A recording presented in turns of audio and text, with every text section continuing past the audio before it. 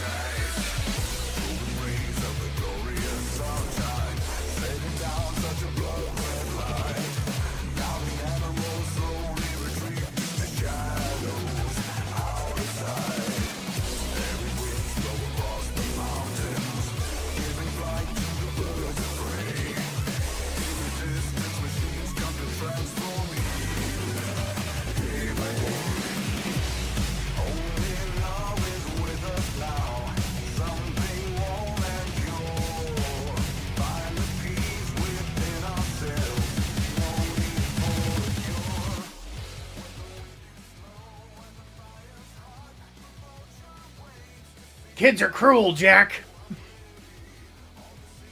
How's it going, everybody? It is Tuesday. For some, it is Taco Tuesday, but for me, Model Kit Building Day. No Space Marine today, at least not on stream. I admittedly beat the story already. Yeah. And holy shit, that game's a blast. Like, I can't recommend it enough, honestly. Even with some technical issues that it's had, it'll get ironed out with patches, I think. It's just awesome to play. I've already sank over 30 hours into it, apparently. So, yeah. Hopefully everybody's doing alright. Apparently there's hurricanes going on. And apparently this one, they're saying could move all the way to Illinois. Which is really weird. We don't get hurricanes here. So that's a thing.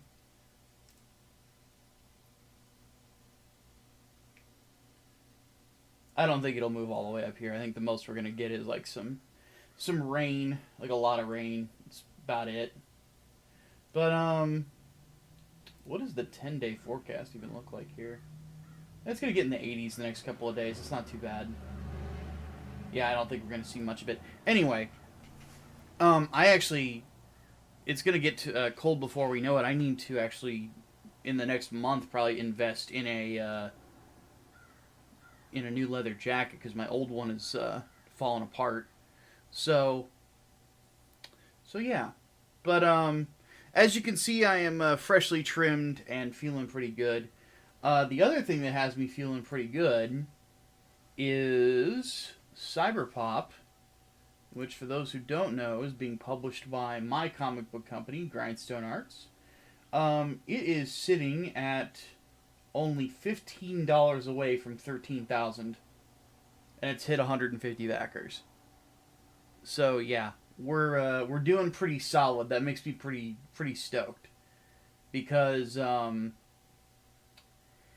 first book that we tried to put on crowdfunding as a company did not perform very well. It didn't reach its goal, and then the second book obviously was the Second Chance campaign for Englewood Book 2. That one did not get as much traction as I would have liked.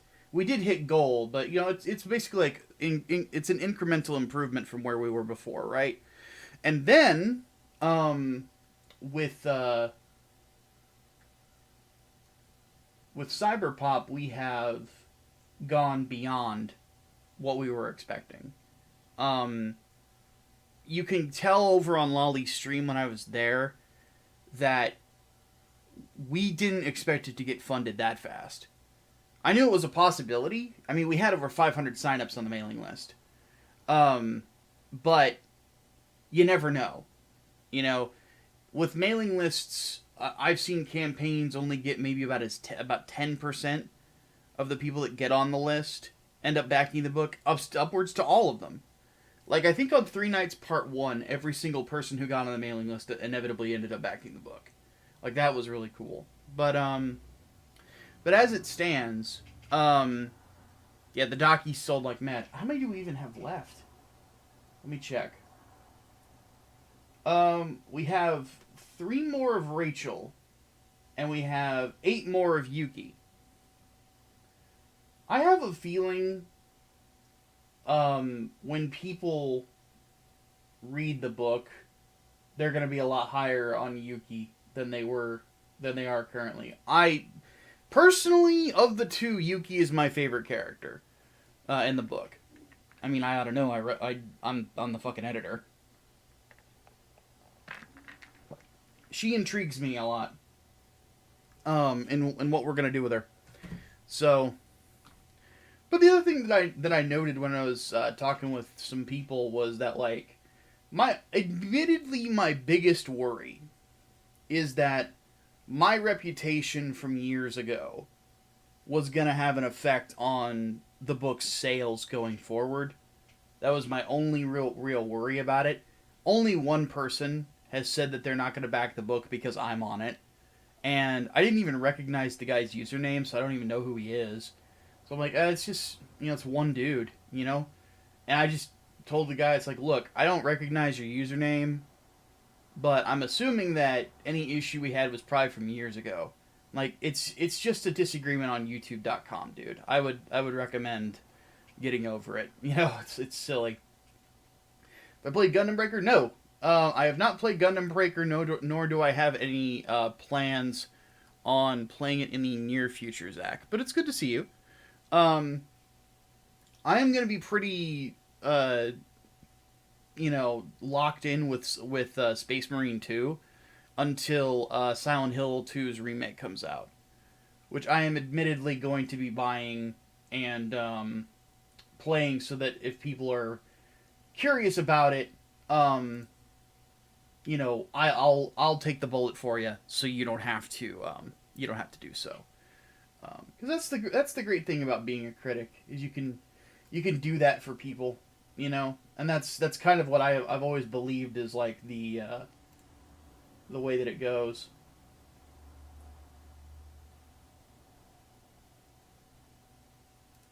But anyway, so what we're working on today is the RE100 Nightingale. Right here. And we're going to be doing some things a little bit different. Just a smidge. First off, I just want to show you guys how huge some of the pieces are of this. So, size comparison for how big the Nightingale is, because this thing is basically, it is a mobile armor. It is not just a mobile suit. Here is the Tall Geese. Tall Geese 2, specifically. So, this is a suit from Gundam Wing. Average size suit from Gundam Wing. This is the Nightingale's tail.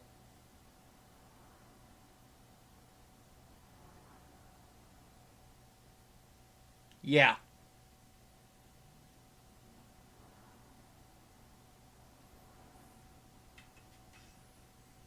Like I mentioned, it is not a mobile suit, it is a mobile armor. And it is Xavier and I looked on the Gundam Wiki one night while we were talking about it, and we noted that the Nightingale may very well be the biggest mobile suit that Zeon ever produced. Granted, it's a non-canon suit, but still, it's just this alone is a gigantic fucking piece. And this right here just hides thrusters and a fuel tanks. And the fuel tanks, it's got 5 of them. There was 5 of them! It took 5 of them! Jesus! And the size of the fuel tanks... let me break out one of the ones from the waist. This is one of the ones that's hidden under that tail. It's like a nitrogen cartridge. Like, this is pretty substantial in regards to its size. So, goes without saying that these are pretty big. So the plan today is we're going to just start with the head, and then we're going to go from there. It's about 3/4 of my head length. Is it? Because I got a big melon. So let's actually take a look. So from the base of my jaw, yeah, it is about 3/4 of my head. That's wild. That's huge. About the size of my dick. So, I'm just kidding. I had to throw it in there. Hey Club! I thought Hey Club's dead!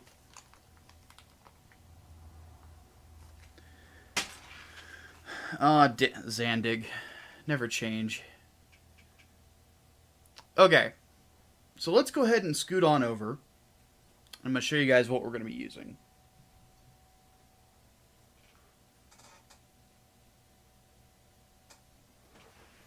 As we see the rest of my... Oh! Have you guys seen that before? I don't know if I've shown him off. I have a friend over there.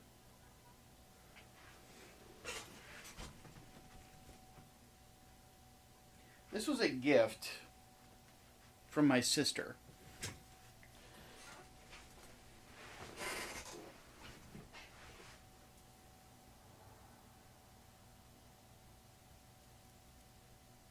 It is exactly what you think it is.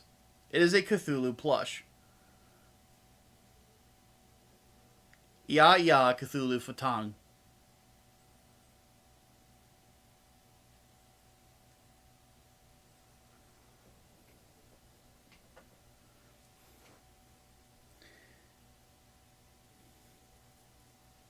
Yeah. He drives me to madness on occasion. But he is always here in the office. Admittedly, my office is kind of like Halloween. You know, aside from the Gundams, like, I have skulls sitting around. I have I only have one Funko Pop. I will only ever own one Funko Pop, and it's of Cthulhu. And my sister got me that one too. So yeah. You could tell Halloween's my favorite holiday. I like spooky season. That to me is my jam.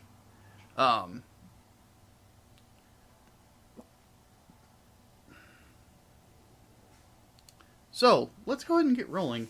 Hey, Serena, what's up? And Brains here says, wet palette out, paint's procured. Need to set up my brush and paint station. I'm assuming that Brains getting ready for Warhammer minis. So I'm assuming that you're going to be taking out a mortgage.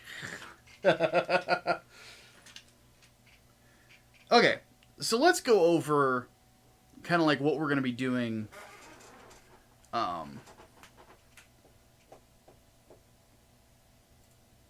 paint-wise. So, first off, what is this? Okay, this is metallic black, so we're going to hold on to that. We got metallic black, metallic gray. I don't think we're actually going to be needing this green for anything. So we're going to set that to the side. We got that. For inner frame stuff, which there's not a lot of, we're going to continue with the super stainless, I think. I might change my mind on that. For the thrusters, we're not going to do gold. We're actually going to do yellow. Because it's consistent with what the Nightingale looks like. It doesn't have a golden tint to it anywhere. For the base body of it, we're going to do metal red. This is a different shade of metal red, and it's going to come across even different with the way that we're going to be doing this. So we've got that, and then finally for color separation, because this is basically a high grade, we're going to be doing some masking and shit. For those color separated bits, we're going to do blood red again like we did with the Sinanju.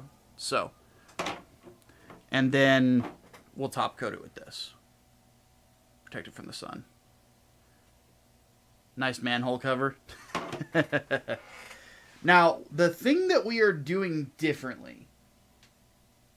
Actually, wait a second. What colors do I have over here? This is super... You know, I actually think I would rather do gray over iron. So we're going to use super iron, too, for the inner frame stuff. But what we're going to be doing different with this one is you'll notice that there's a different primer in my lineup. It's pink. Pink primer is basically used for reds.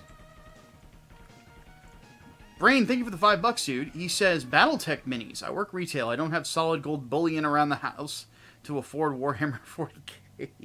Well, we could just play the video games. But, yeah. This is Mr. Finishing Servicer 1500 pink.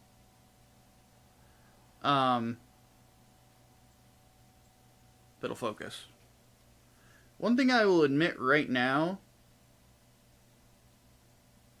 is I am considering upgrading this webcam this month. Upgrading it to the same Razer Kiyo that I have for my main PC. So, I'll have to figure out the logistics on that. But that's what I'm considering doing. Because I do have a really long-ass USB cable that I can use for it. Whereas the USB cable on this one that I'm tapping right now, the Hobby Desk one, it's hardwired into it. Whereas with the other camera, it's removable. So you can just bring in a cord of a different length if you need it. So, what we gonna do is we're going to go ahead and prime everything and then get to working. So let's go ahead. I also bought some thinner. I've got a thing of rapid thinner back behind this alongside normal stuff. So let's go ahead and get this rolling. So before we get started, we should get paper towel. Always get paper towel. Clean off your brushes and stuff. Let's fold this in half. So how's everybody doing Has everybody in here already put in their pre-order for Cyberpop yet? Or there's still some people waiting until they get paid this week?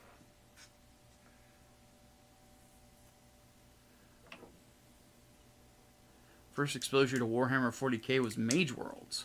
Your mom had gotten from a gift. Interesting.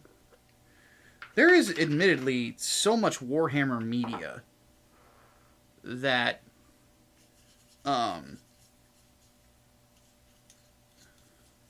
it's kind of wild to find all the ways that people have gotten exposed to it.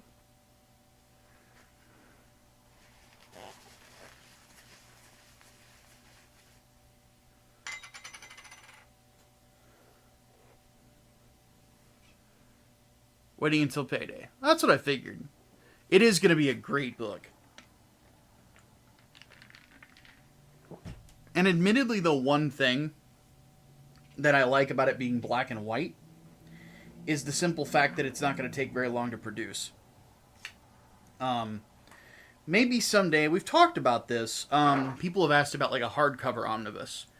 I've looked up pricing for it, and it is very doable. We're not going to obviously do it yet, but it's something for the future, you know.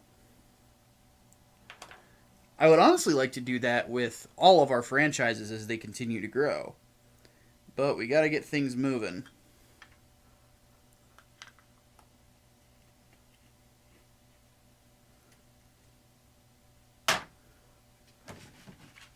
Because Cyberpop is obviously moving. We're going to get Englewood going again. Black Rhapsody. Its script for the second book is completely done. I've already edited that. I think Peregrine is like the one thing that we really got to get going.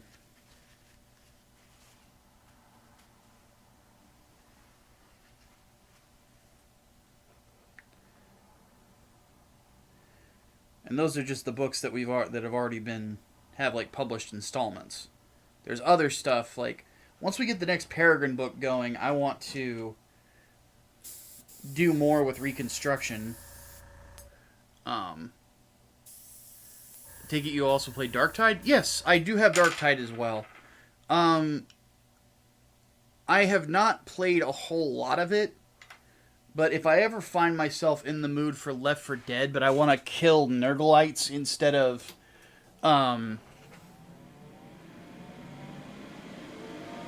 zombies, that will be something that I play. Because from what I understand, now you can actually get, aside from like normal guardsman gear, you can now get like Deathcore of Krieg gear and stuff like that. Which, I mean, granted, my character wouldn't wear Deathcore of Krieg gear because he's Cadian.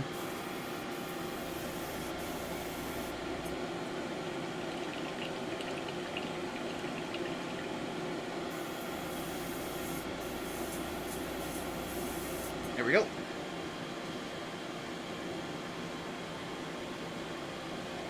Hey, Badzilla. What is up? Alright, let's go ahead and start priming this.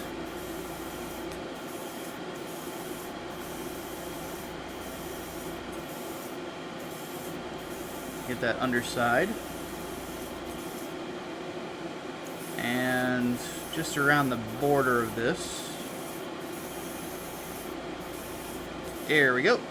Alright. So that's nice and primed.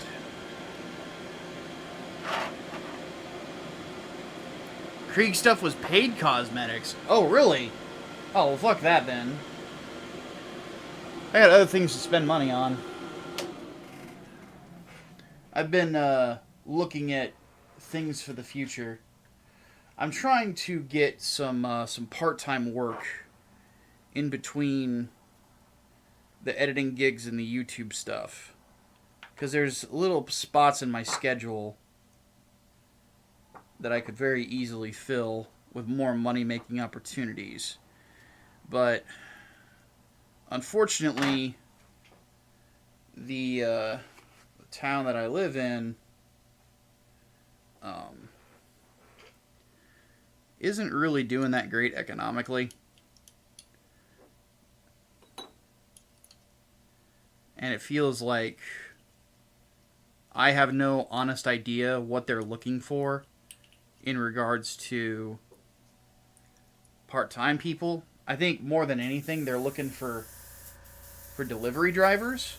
That seems to be the big thing that's in demand because, you know, post-COVID, nobody wants to go out anymore. Because, like, why go out when you can have everything just brought to you and you can just stay in the comfort of your own home?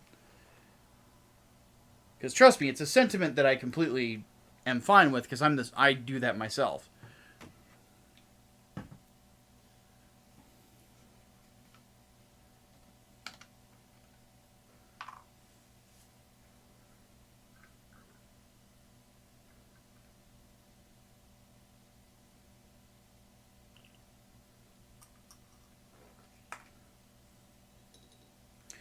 But I do not have a car. Nor do I have the funds to acquire one. So, not to mention, there is some drama with my driver's license. So that further complicates things.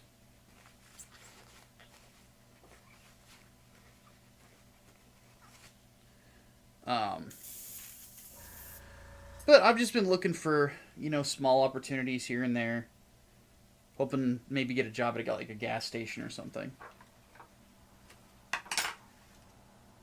Just something that I could pop in a couple days a week, make a little extra money.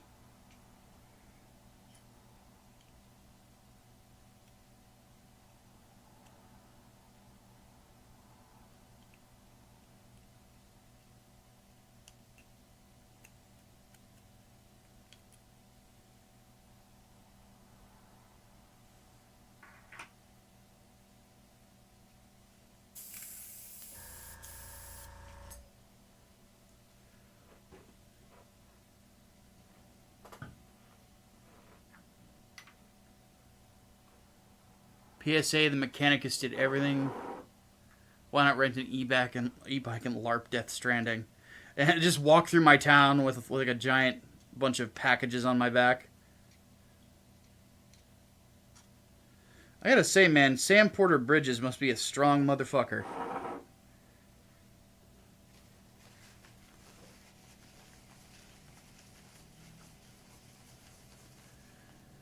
But somebody asked, like, underrated mecha design, one that's not as well known. You know, I feel like the mechs from Blue Gender don't get enough credit. I always thought they were some pretty cool designs.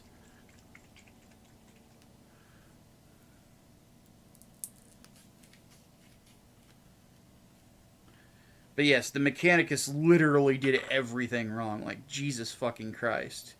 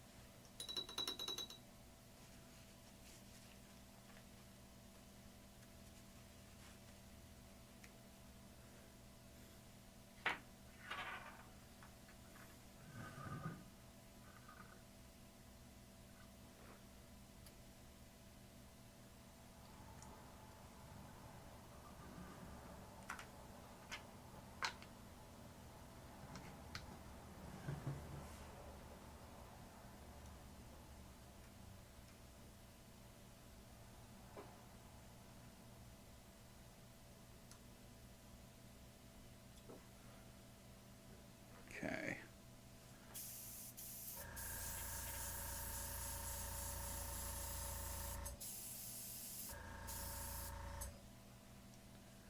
Yeah, Blue Gender is extremely underrated. I really want to do a video about that sometime soon. We used to do this thing in my Discord server called Mecha Mondays, which I don't really have the time to put together anymore. But I kind of structured it like Toonami. And I remember we had...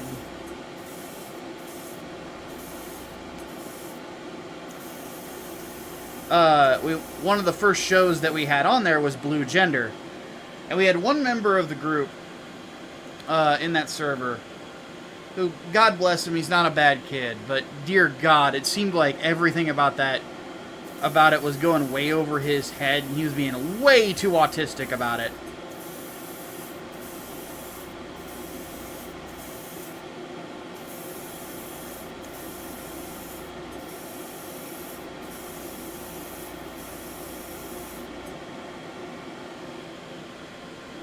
He's just one of those dudes, like, you know that dude that you meet that has, like, really bad takes about stuff, like their perception of events is just really fucking weird for some reason. He was just that guy, you know? Like, his takes were just very off the wall. And very autistic, like internet autism. Because you could, like, he was, like, overthinking everything. Or he was expecting every character to be smart. And it's like, dude, come on now. Like, it's a fictional story. Every character should not be smart. Because if every character in a fictional story is smart and does only smart things, there's no plot. The fact of the matter is that humanity is we're a bunch of dumb monkeys. We're dumb apes and we do dumb things. You know?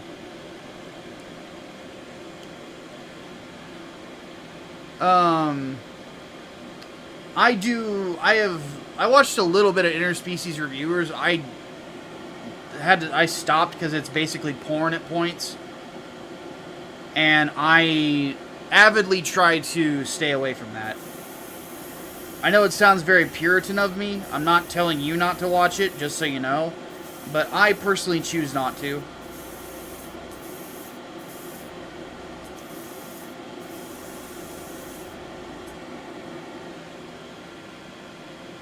Just has to do with certain addictions that I have. I'll put it that way. And I try to stay away from such things.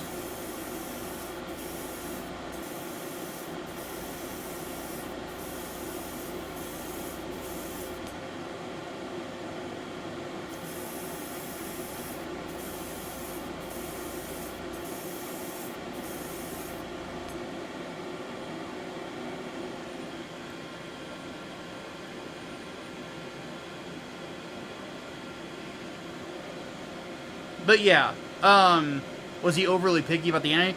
Well, it was just the thought that he had basically had to do with assuming that because characters do not act as smart as he thinks that they should be, that it was a bad story. And it's like, dude. Like, in what story... Name the story for me where everybody acts smart. I want to know what story that is, man.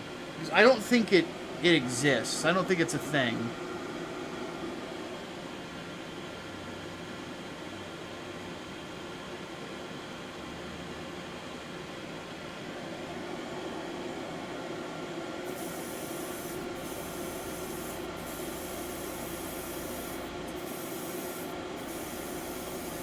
The fact of the matter is that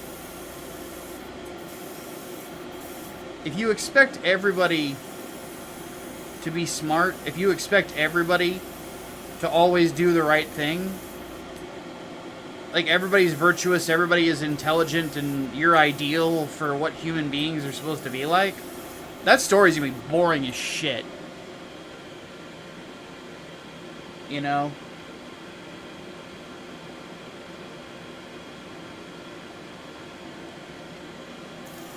That's just how it is, man.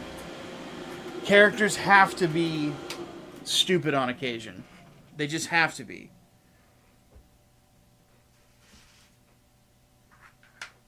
like, let's put it this way. Would some elements, like, would some elements of Lord of the Rings be as tense if you didn't have Merry and Pippin fucking things up?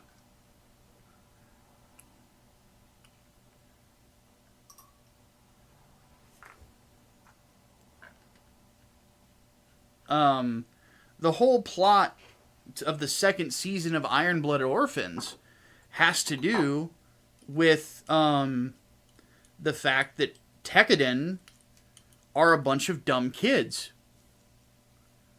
who don't know anything about the world and how it works. And at the end of the story, it catches up to them and kills them. You know? They're lucky that they managed to do enough so that the next generation will be able to have better lives than they did. You know?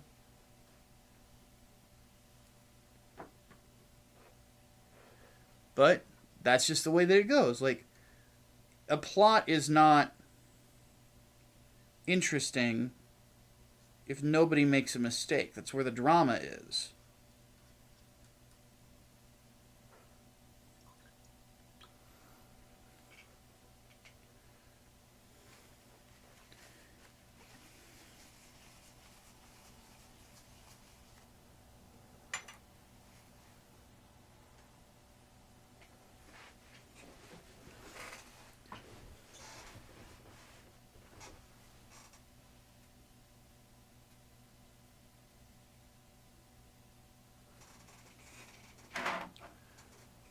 Nobody likes a karma Houdini. Exactly.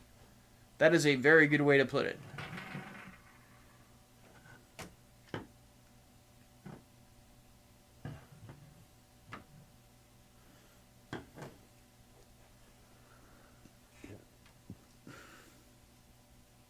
Don't diss Merry and Pippin. They get a bunch of living trees to fight. That is true.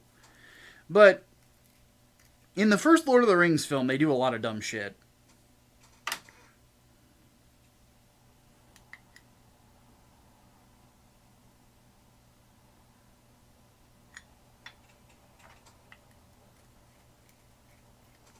But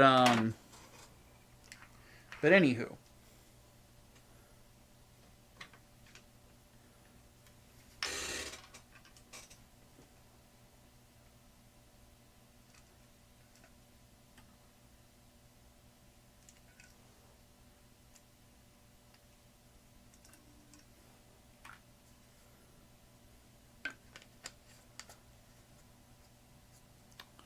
It is one of those things where I'm interested in talking about that show because of how many stories there are around Blue Gender. The most notable being the singer who did the English version of this theme song for the dub,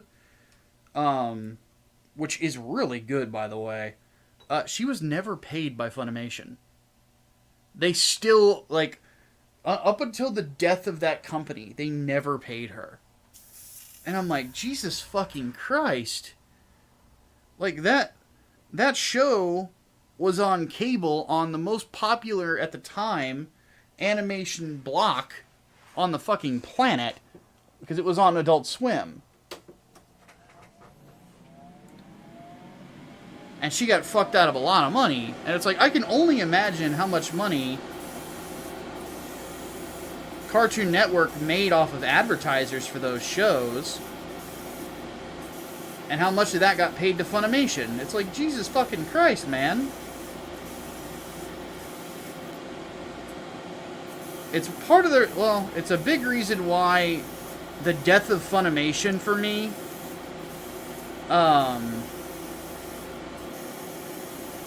is not a negative thing for the world. It kind of deserved it in the end. And given how many people that were part of Funimation's usual crew were union voice actors, and now video game companies are like, yeah, we don't want to hire union at this point. These guys are fucking crazy. Like, it's wild to me that they fell out of sorts. The only downside is that there's a few union voice actors that I do like that aren't going to get as much work.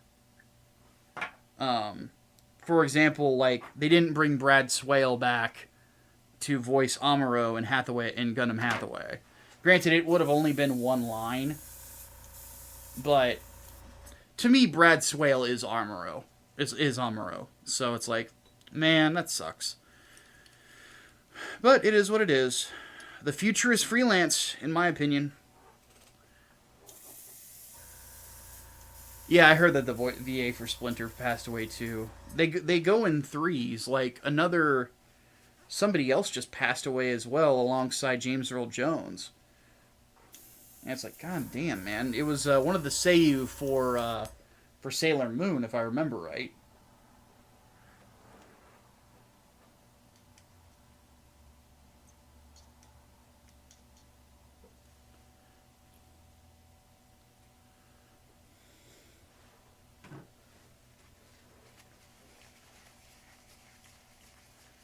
But yeah, James Earl Jones, that legit made me really sad.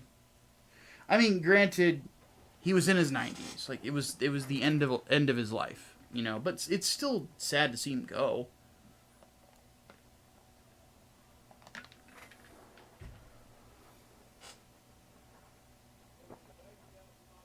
So, all right, let's continue. Shake, shake, shake. Would you recommend the Gundam movies as an abridged version of the original series? I guess if you don't have the time for it, I would honestly say it's better to watch the show. But that is just me. Because there's some things that get cut out of the movies that I don't think should have been cut. Like, they cut most of Texas Colony in the third film, for example. So you don't get to see Makuve get his shit pushed in. Which is weird, because then you're like, well, whatever. Tamino leaving that out kind of creates a whatever happened to the mouse moment, which I hate those. So I say watch the show, but if you have less time, you can watch the movies. There is one thing that is canonical from the movies that is a retcon out of the show, is that they didn't take the gun tank to space in the films. The gun tank remained on Earth, and they got another gun cannon instead. Which would make sense. The gun cannon is very maneuverable in space, whereas the gun tank obviously is not.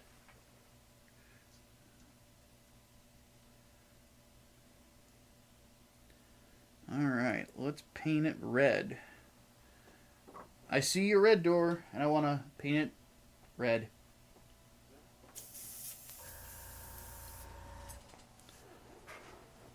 Say the way Mark Hamill retweeted R.I.P. Dad was kind of touching. Yeah, that is true.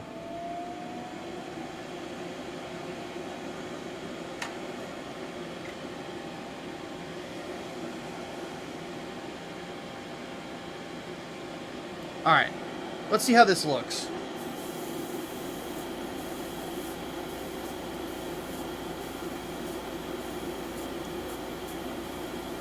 Did I not thin it enough? What the fuck?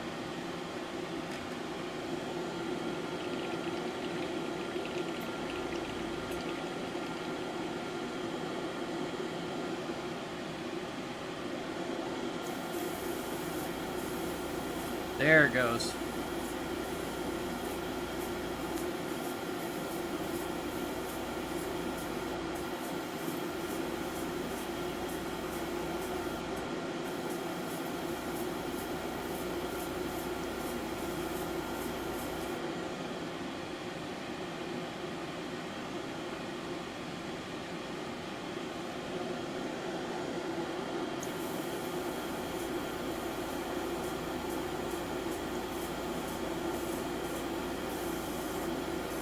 There it goes. Now we're making progress. This is clearly going to take a couple of coats. But it is nice and shiny. That's the important thing. That is what we are looking for. Yeah.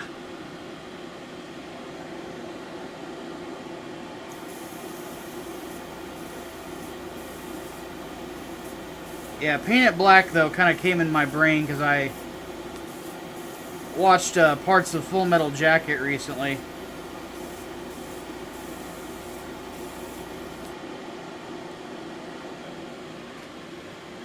You see, under fire, Animal Mother, one of the finest human beings on planet Earth. He just needs somebody to throw hand grenades at him for the rest of his life.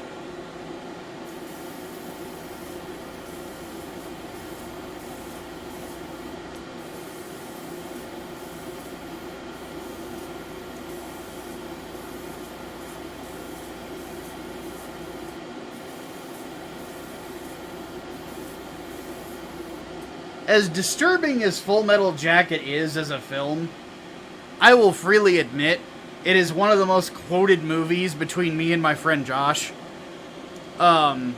Because we, so Josh and I are avid Gears of War players, right?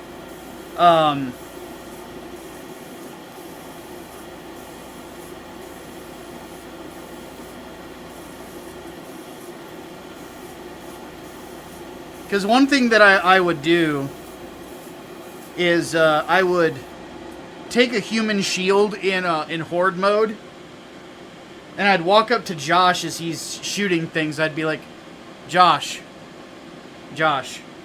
this is my friend. Today is his birthday. Once we killed all these lizards, we're going to regret that there's nobody else we're killing.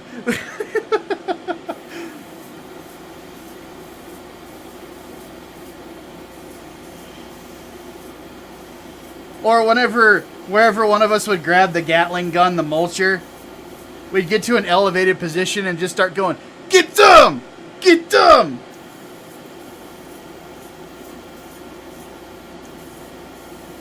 Any lizard who runs is a VC. Anyone that stands still is a well-disciplined VC.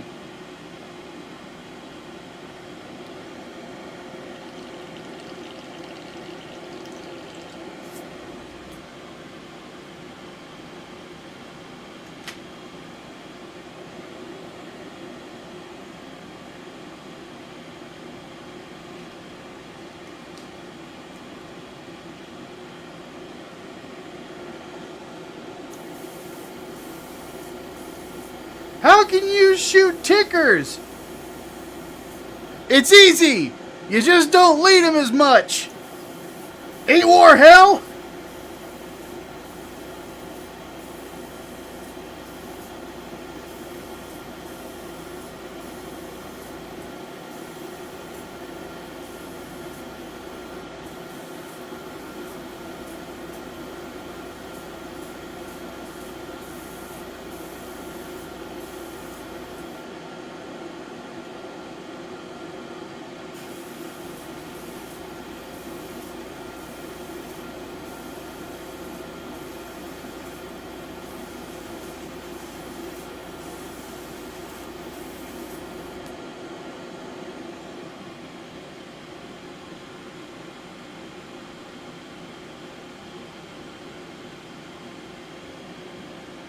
Oh, God. Full Metal Jacket and Starship Troopers are equally quotable. That is true.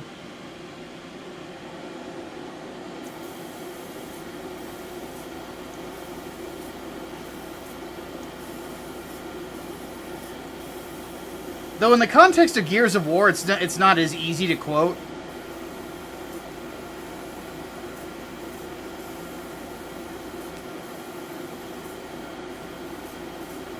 Because that is the one game that I have probably played the most multiplayer out of.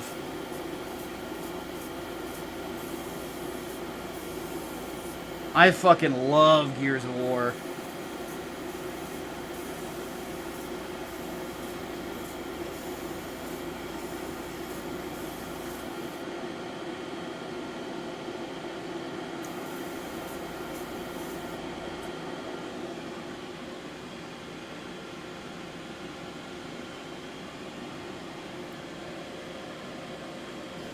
The enemy cannot push a button if you disable his hand. That is my favorite line out of the movie.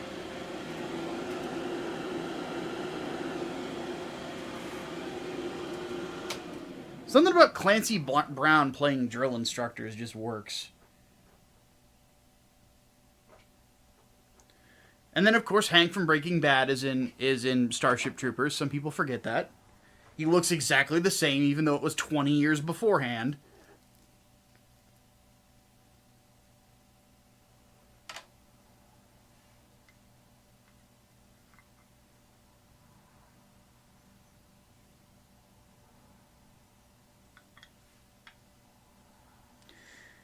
And then, well, Breen can attest to this. I'll quote Apocalypse Now sometimes when we're playing Gears as well.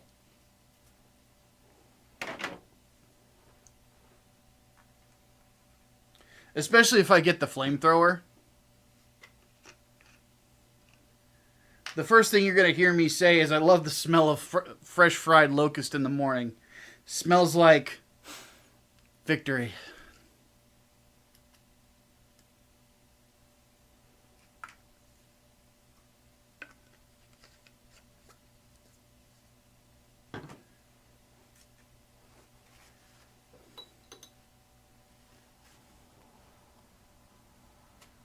Or if I get into a mech, I'll start going bum ba da da da da da da da, you know, stuff like that.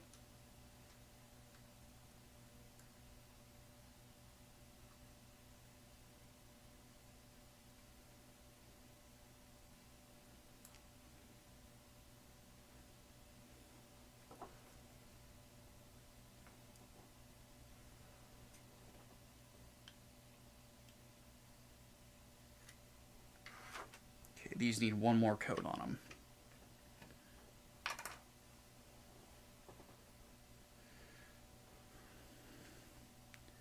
But there's other things you can quote. You can do the old Band of Brothers whenever you're running from enemies. 3 miles up, 3 miles down. Which, by the way, I just started watching that.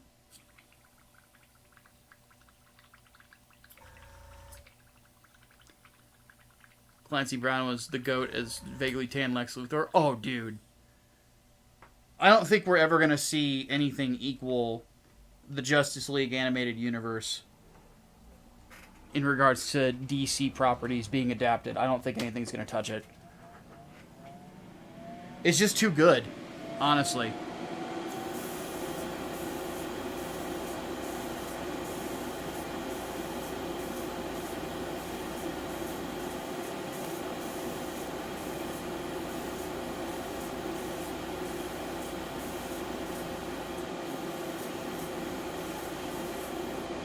They just had too many elements working to their favor during that whole process.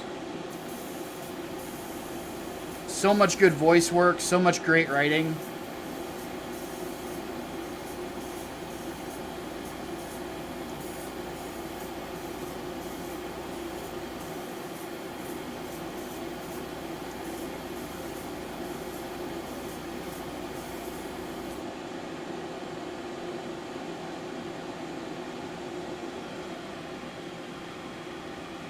In fact, to be honest with you, I think the only person that can kind of the only, of the DC animated movies I watched after that came out, after Justice League had finished, that I thought was really good. Granted, I haven't watched Long Halloween yet, so don't judge me. But, was Under the Red Hood. I maintain that movie is the best telling of that story.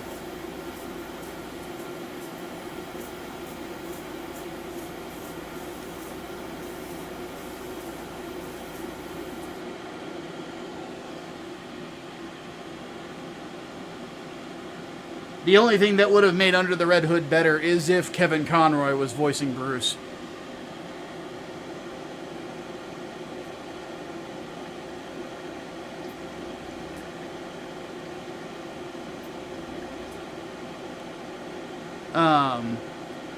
A lot of people have to drop the fucking cynicism. Zack Snyder, to a lesser extent, Chris Nolan have been poxes. At least Chris Nolan made The Dark Knight. Well, yeah, and with The Dark Knight, you have Batman. He's adamant about the no-kill rule. I will never kill, you know? I'm no executioner.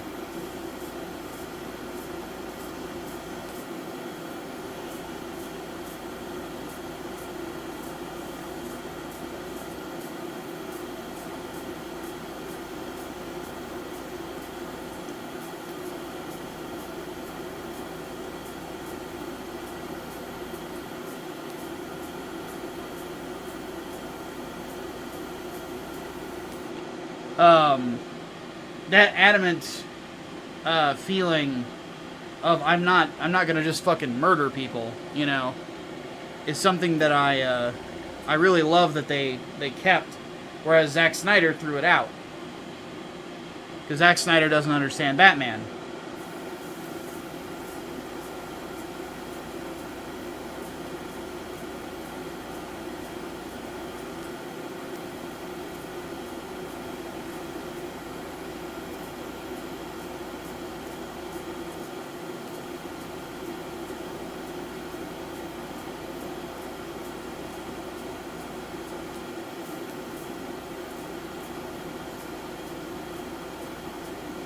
I think I got a clog in the brush. I gotta clean this out real quick.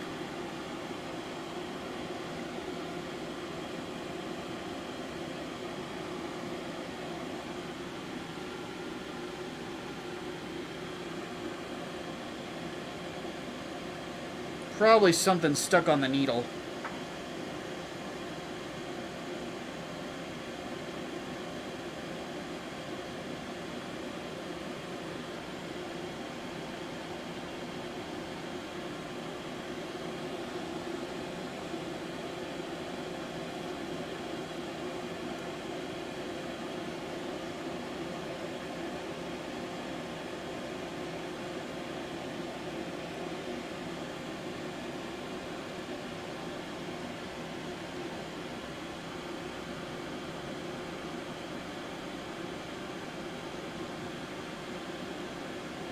Not to mention, like, the whole wasting of Doomsday and the death of Superman. Like,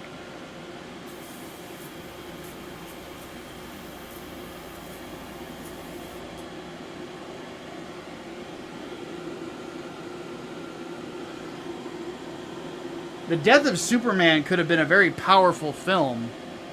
But it's like, nah. We're just gonna waste it, because I'm Zack Snyder and I'm dumb.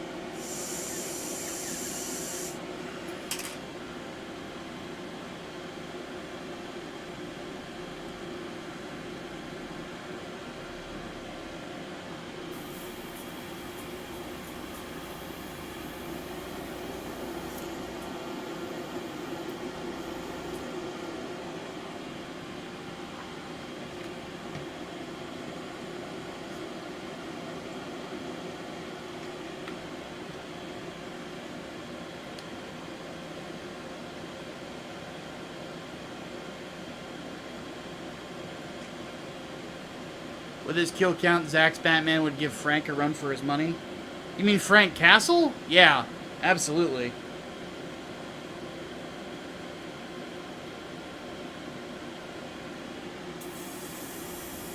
I remember in, when I watched the Snyder cut of fucking Justice League, like, you had Diana flat out just fucking braining people. It's like, Jesus fucking Christ.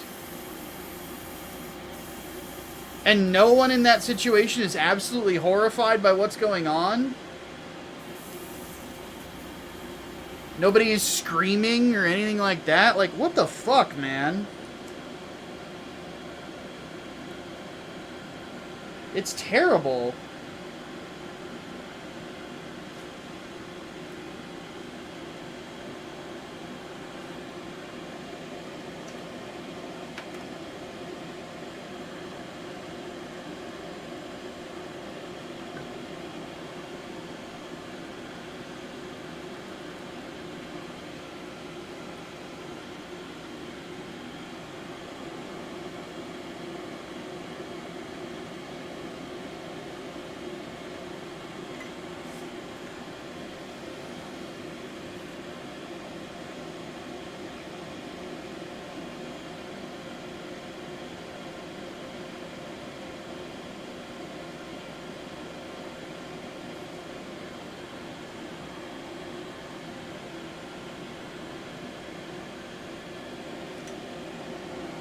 Alright. Now we're in business.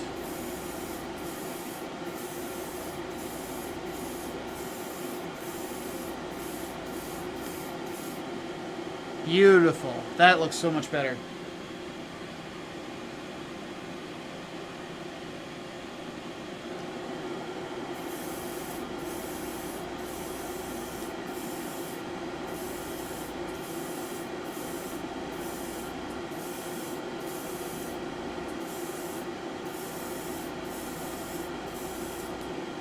Nice even coats.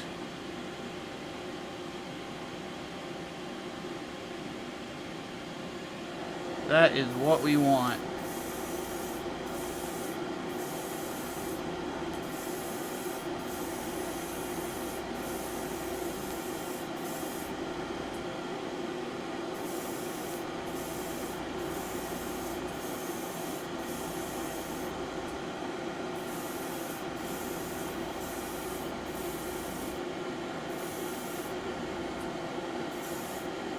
Now that's not to say I have like complete gripes with what Zack Snyder was doing. Man of Steel is kind of a diamond in the rough. There are some, like, Man of Steel only needs a couple of changes for it to be an incredible fucking Superman movie.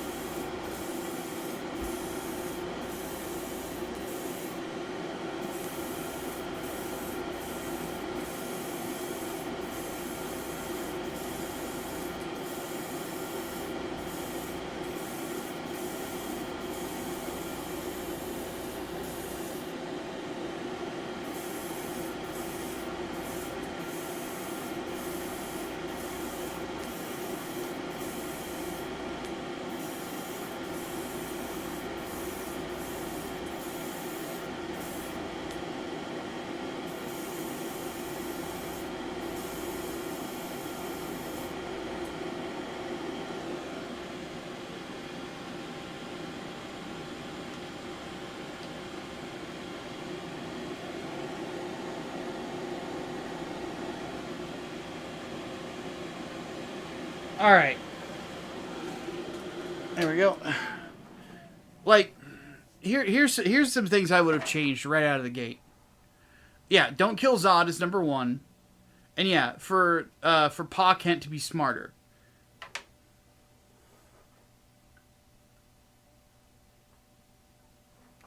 Pa Kent letting himself die is one of the most pointless deaths in film history.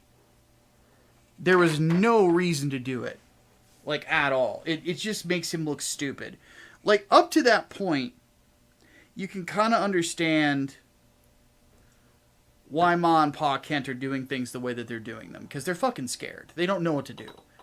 Our son is superhuman. We don't know why he's superhuman. We're assuming it's because he's an alien, even though he looks human.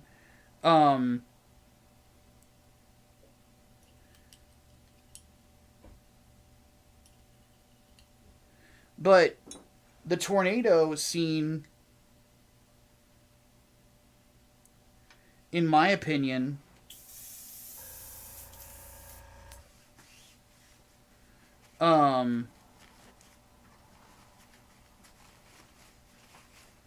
should have been the true unveiling of him being Superman. To where his dad continues to try to do it because he's scared. But at this point, he gets the balls and says, look, I'm doing this. And you literally cannot stop me. And he goes and he saves everybody from the path of that tornado. And he does it so fast that they don't even know what happened.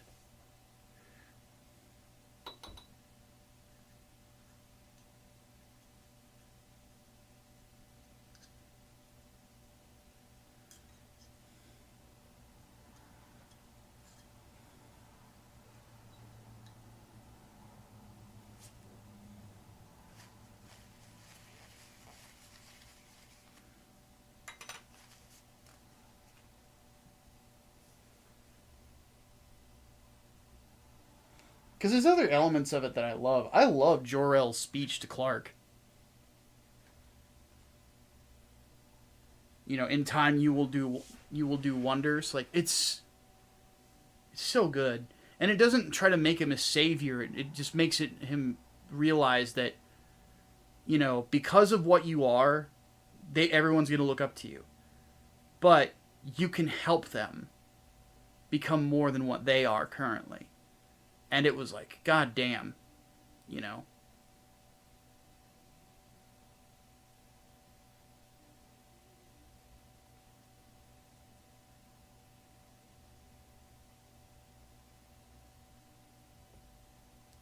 Yeah, I would have just had Superman choke him unconscious.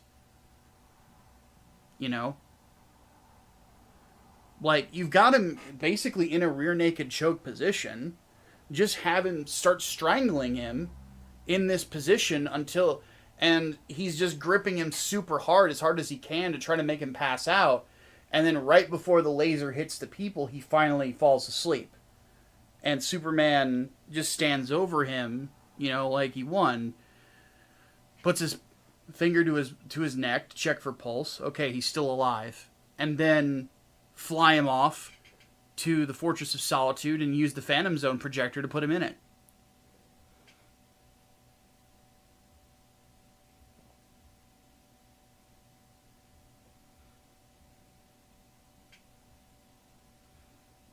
So.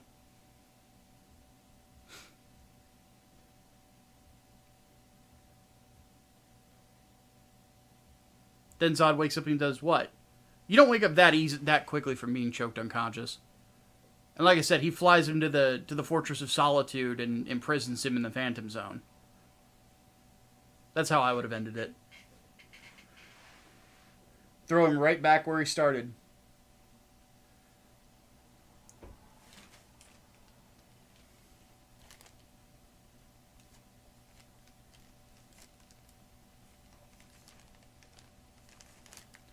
Okay, let's get to assemble. They used it already to stop the world engine. There would probably be more than one, I would think. Because you have to keep in mind there's also the spacecraft in that Clark came with.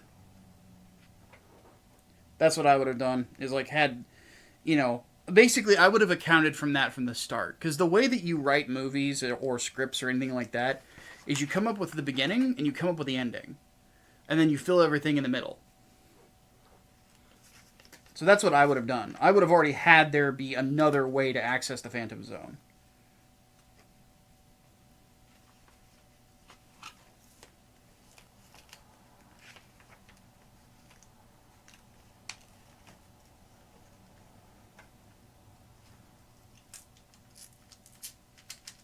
Okay. So, we need the clear pieces that are in here currently.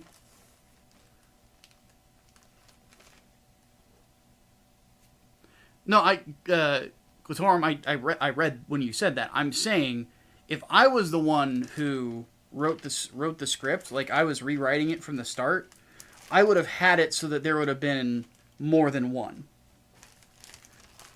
Because, like I said, like the way that you write a script is you sit down, and you come up with your outline, you come up with how you want to start it, and you come up with how you want to end it. And then everything else is just filling in the blanks in the middle. That's the best way to do it. And I would have it so that there's more than one of the damn things.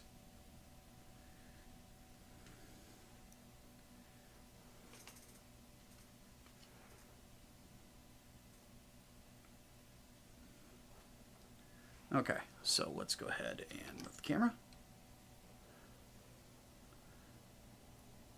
So this part goes right here. This is the eye.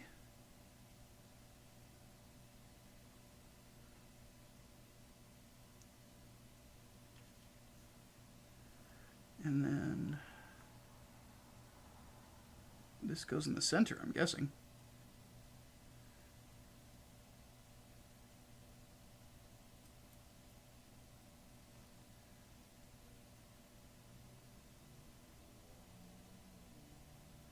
Looks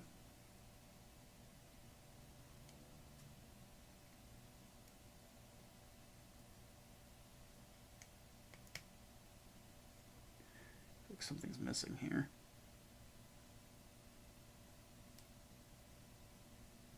Guess it's just for structure. P9. I am missing P9. But it's an internal piece, so I'm not going to worry about painting it. Give me 1 second here.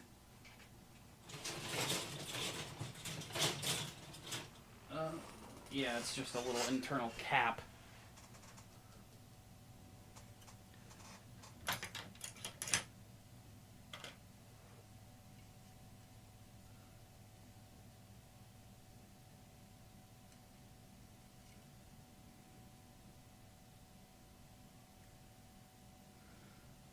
But yeah, it's one of those things where I would make sure from the start that the villain does not die.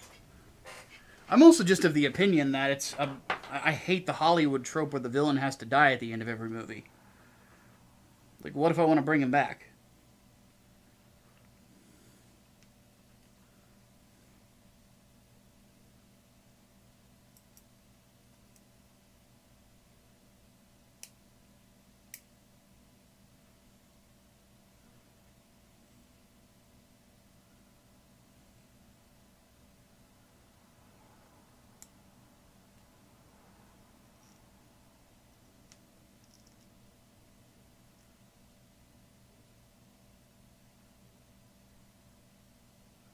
Because at the end of the day, there may be more stories to tell.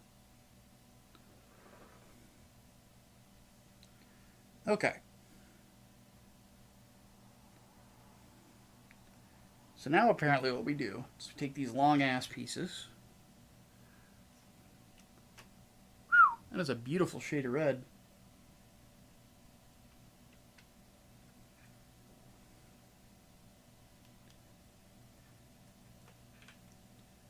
Look at that. Very shiny. We're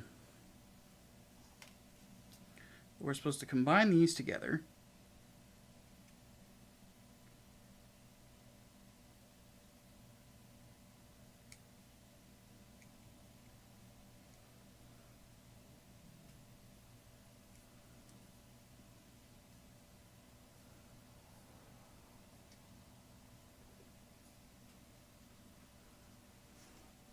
Like so.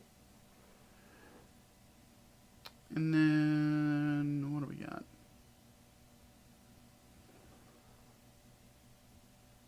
G7 and 8. Which are these bits? Right here. So this, and then how did these go?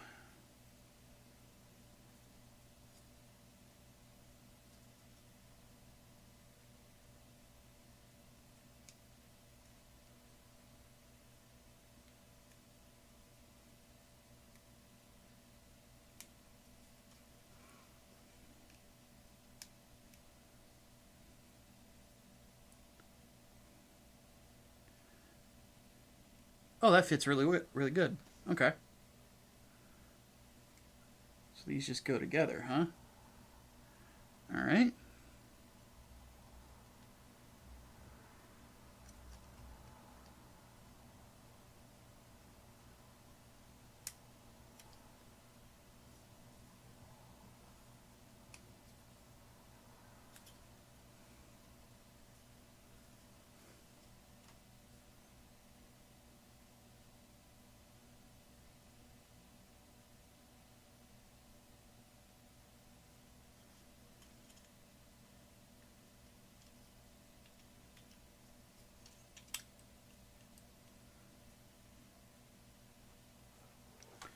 Okay. Then we take this part here.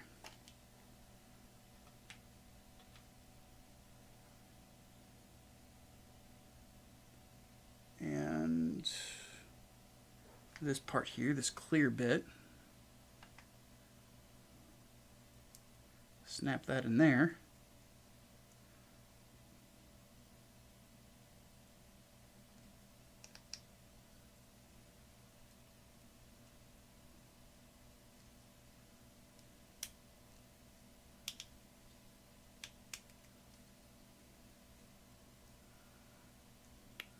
it's coming together. Looks like a red xenomorph head.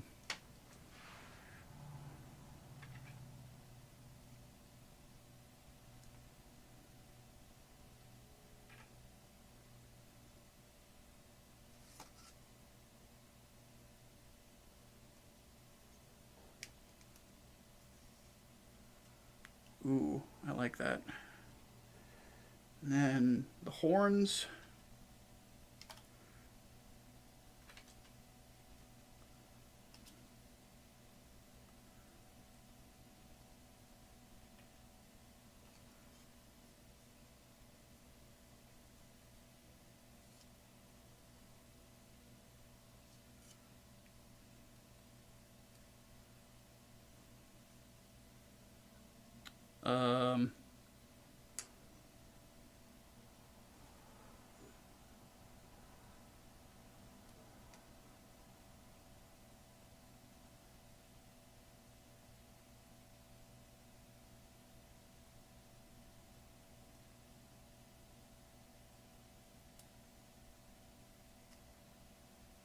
The fuck?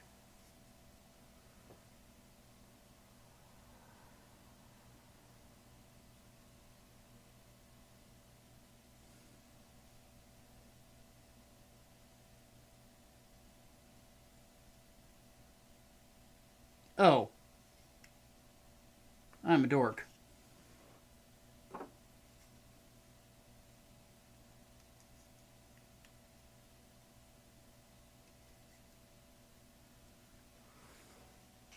There it is. The head of the Nightingale.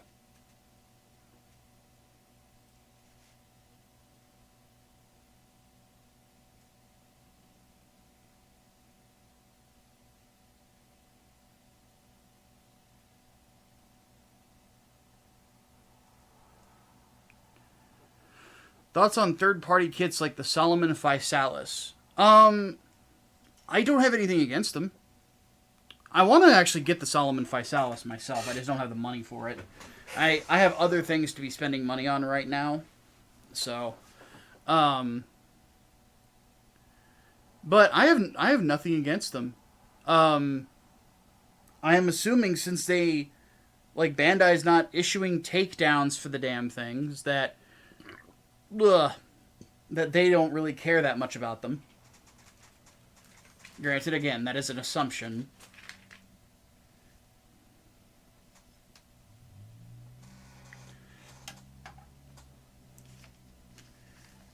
But I can't really say if any of them are very good. I hear a lot of, like, the Chinese knockoffs are not very good. Like, one example of that being the Chinese 1/100 Kshatriya, I hear sucks ass. Looks like a boat from Hydro Thunder. I could see that. Let's see here. Where is my torso bag? There it is. Okay. This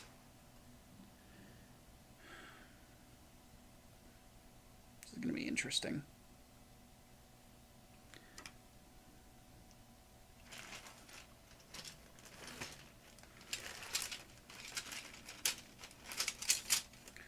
So we got fuel tanks. I'm gonna grab all the stuff I want to paint with metallics, with the inner frame shit.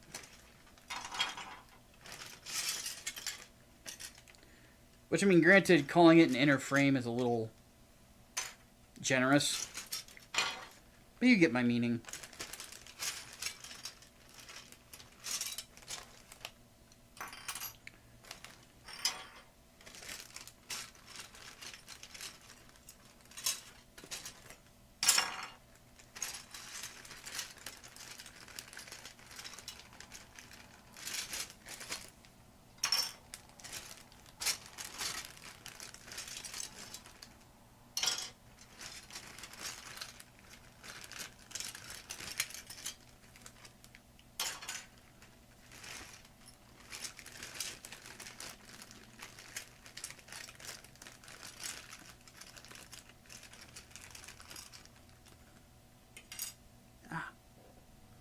Have I seen the Real Grade Gundam 2.0? I have. It looks good. I'm never going to buy it.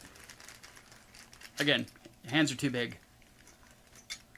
I have the Gundam 3.0, like the Master Grade, so I'm pretty pretty topped up on the OG Gundam.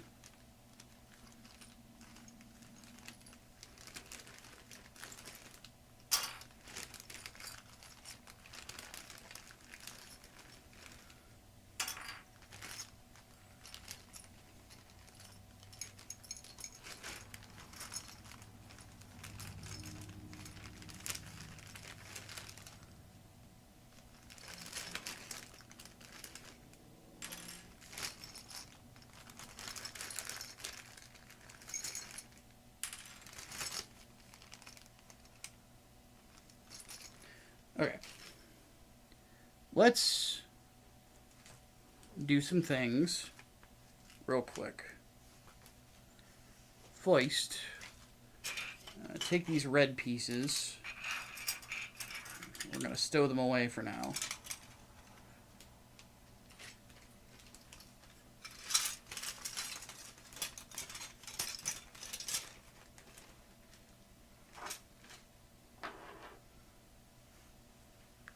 Okay.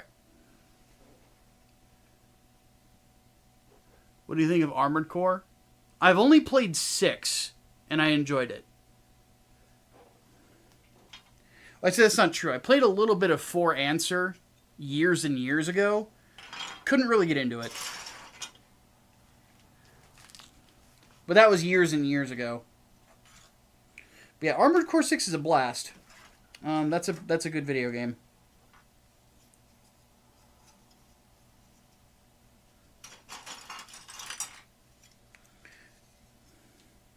Though, the one thing I would criticize it for is its opening theme sounds way too much like the Terminator theme.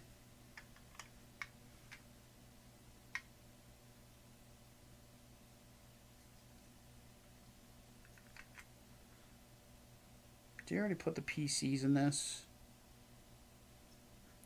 I see 2 of the polycaps.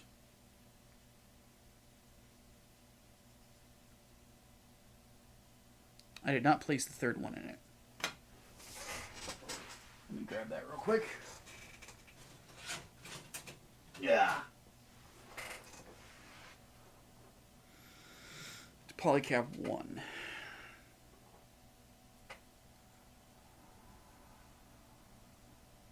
There's so many polycaps on this fucking kit, man.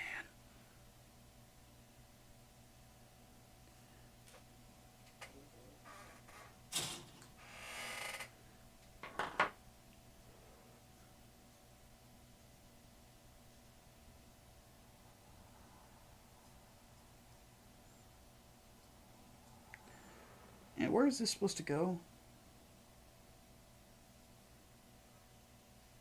Right here?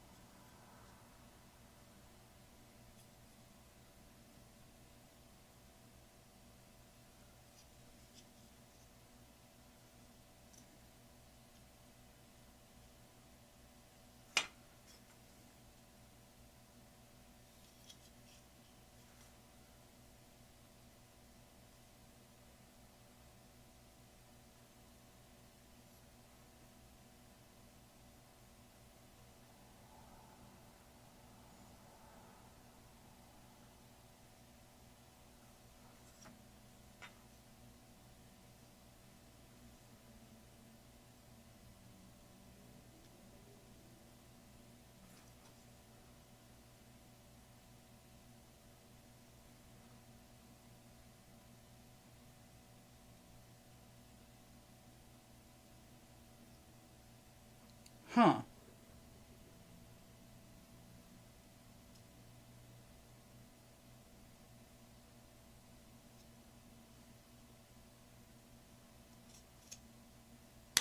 Oh, there it goes. Just need a little force. Okay. Cool. So let's go ahead and slap this together.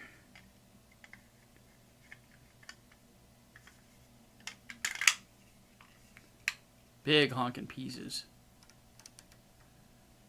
Your first Master Grade you built, then it was the Master Grade Strike. Oh no.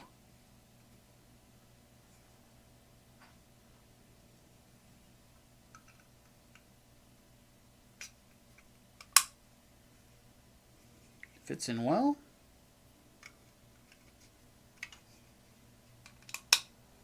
Yeah, calling this an inner frame would be a bit generous, wouldn't it? It is basically just a big-ass fucking high grade.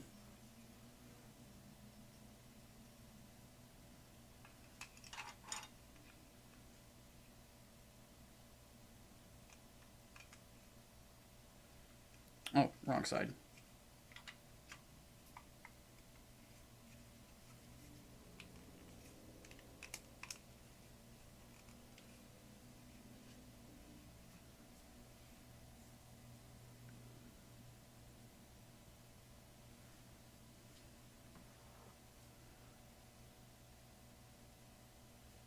Okay, so there's that honkin' chunk.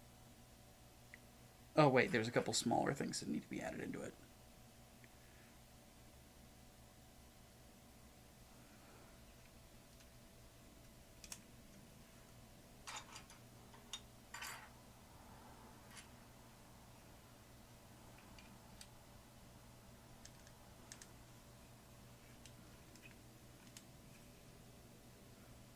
Still looks pretty good, all things considered.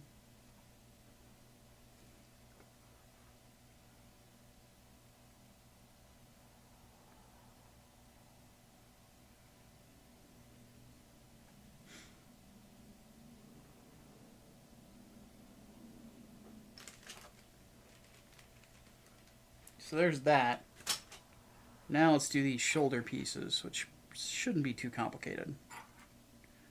Looks like it's just like this.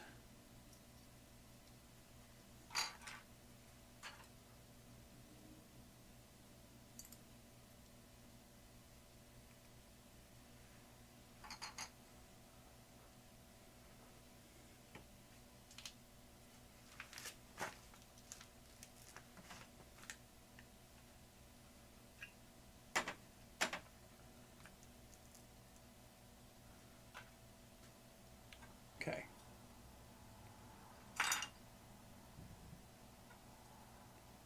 This is supposed to have a poly cap in it, but it looks like I already did that, so that's good to go.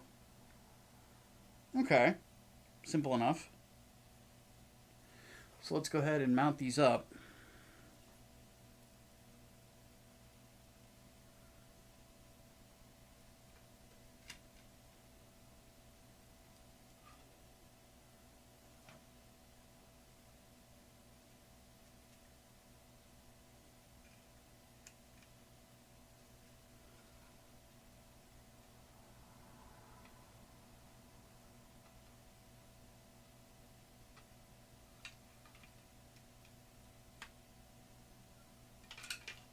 God, that is a chonker.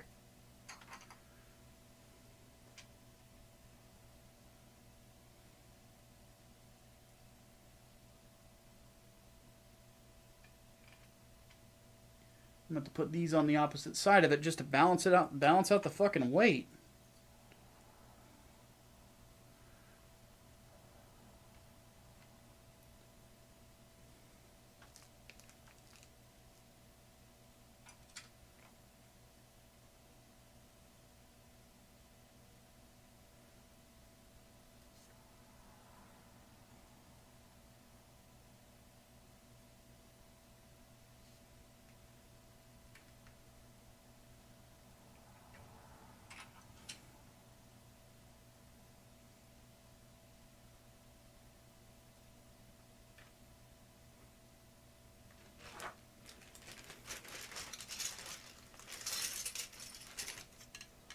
I'm going to set these red pieces to the side for a moment.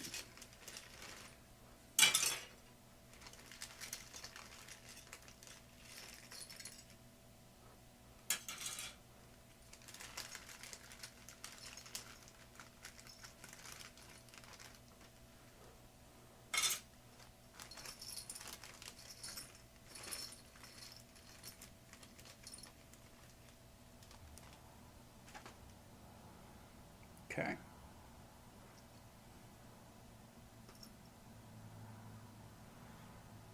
So these thrusters are actually supposed to go on this.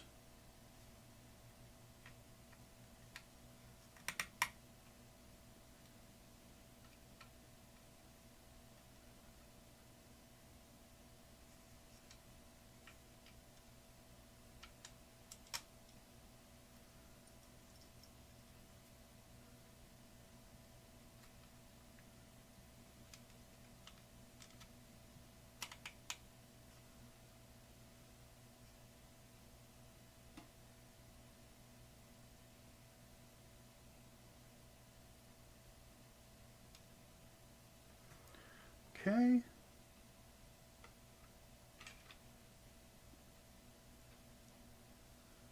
Now, did I cut out the right thrusters? That's the question.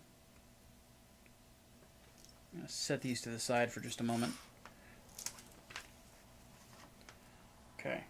So it's supposed to be R10. Are these R10s?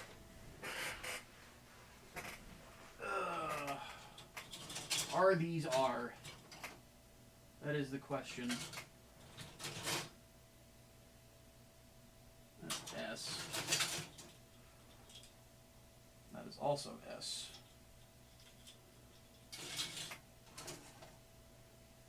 T. T. Here's the R runners. Okay. They are not. They are... That's where these went. Okay. So I had fucked up. There were thrusters that are supposed to go on the waist unit that I apparently clipped out too early. And the ones that are sitting in this pile, these here, are the ones. So I need to switch these over. I had a theory that's what I had done, but I was not 110% sure. So that solves that problem. Now I don't have to worry about that when we get to the waist unit. I don't think that this kit's going to take that long, to be honest with you. We've gone for an hour and a half already. I think we might be able to get this stuff out of the way. Hey, Nintendo gal, what's up? Got back from the store, brought some fruit and scratchers. Love wasting money. I have never played the lotto, personally. I have terrible luck. So...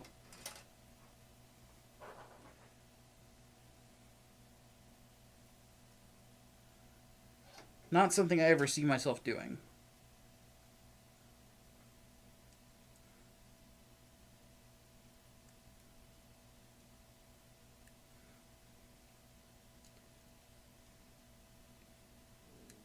Rather, I should say I have what's called Charlie Brown luck.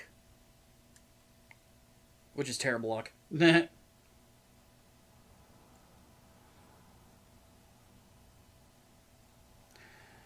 I will freely admit that when I was a kid, I got compared to Charlie Brown a lot. Didn't have a Lucy, though.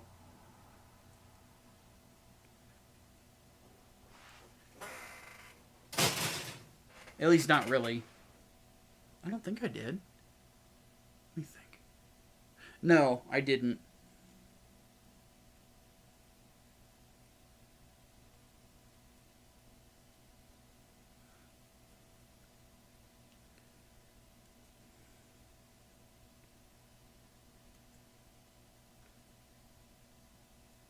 Well, actually, now that I think about it, the middle child of the family kind of had the Lucy attitude. She was just kind of bitchy all the time. I have 2 younger sisters and 2 stepsisters. And my younger sister, the middle child, did not mellow out until she started getting older. And she had to be an adult. Before that, her and I fought like cats and dogs. Because it was kind of an interesting dynamic in my family.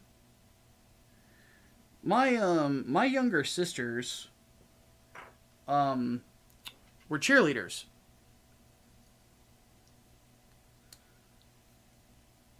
And even though we were not rich enough for my sisters to be preps, they certainly, well, the middle child definitely acted like one, and she hung out with all of them. Whereas I was a metalhead.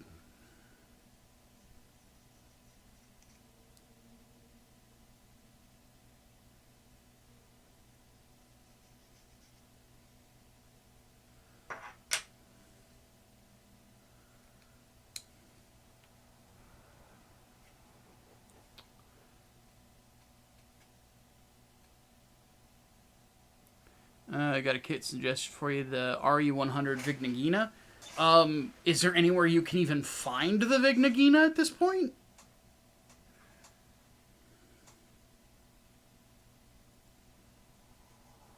Because I wouldn't mind doing it for like an F91 thing, but...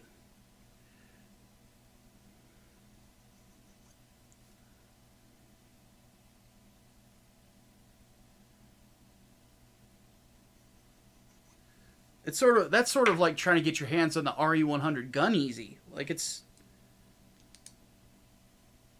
very difficult.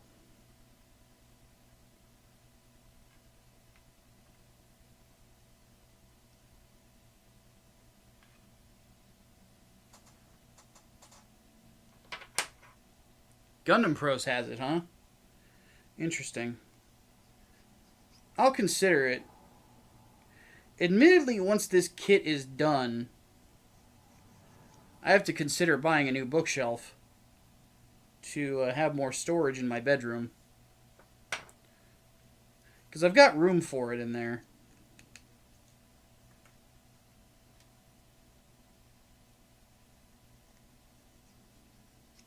Because basically what I have is I have like the top shelves or the Gunpla.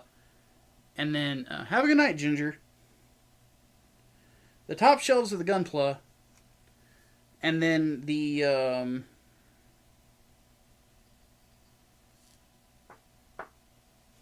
bottom shelves are books to keep the weight so that the whole thing doesn't fall over or anything like that. There we go. Okay.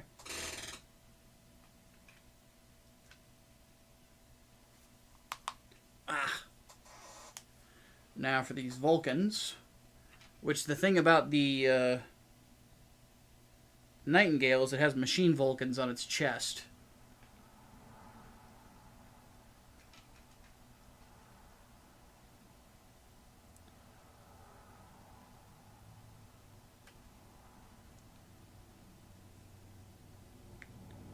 But the big thing is that now that my office has I got it nice and or relatively organized again. I still need to do a little work on it. The next thing I need to focus on is my office, is my bed, or is my living room, because my living room has a ton of boxes sitting in it right now. Excuse me.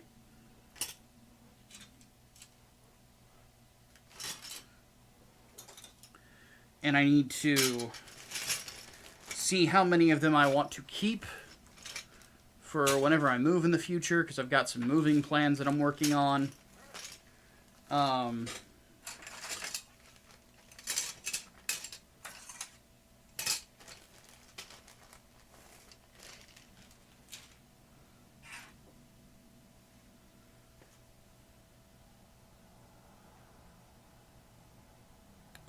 But yeah, trying to figure out what I want to do there. Because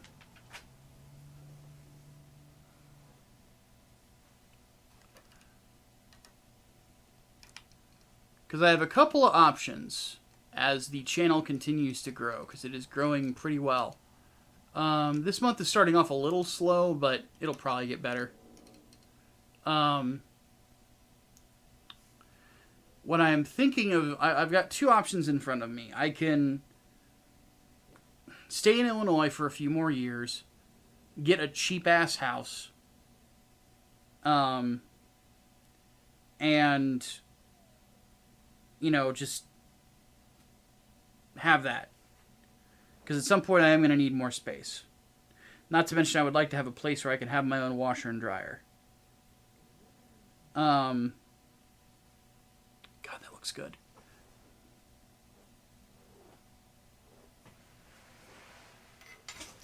But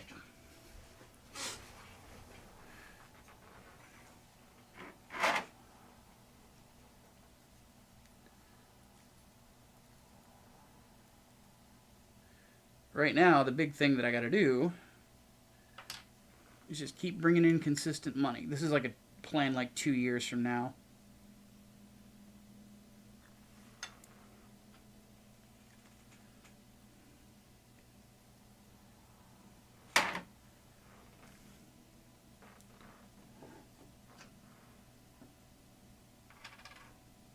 But the other plan that I have is moving to a place north of Greensboro in North Carolina, so that as the publishing business continues to kick off, which if Cyberpop is any indication, we're in a good spot.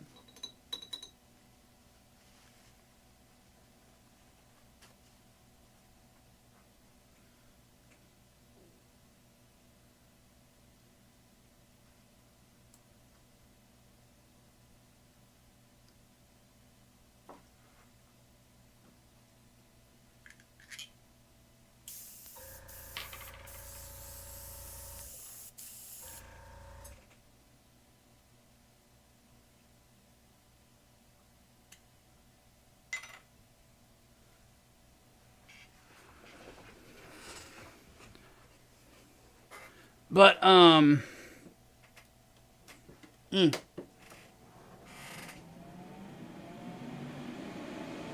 But yeah, that's my thoughts on it. Oh, wait, fuck. I didn't prime any of these. God damn it. Hold up. Hold up. I derped out. I'll just leave that in that there. Spray that out. Wipe it out real quick. This is why I keep more than one mixing cup around, in case of goofs like this. But what I'm hoping at some point, what I would love to do, is to have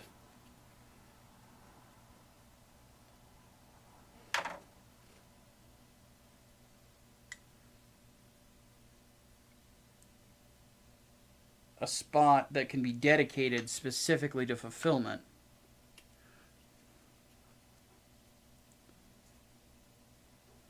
$110 spent 9. Oh goodness. Well, you can at least say you made a profit.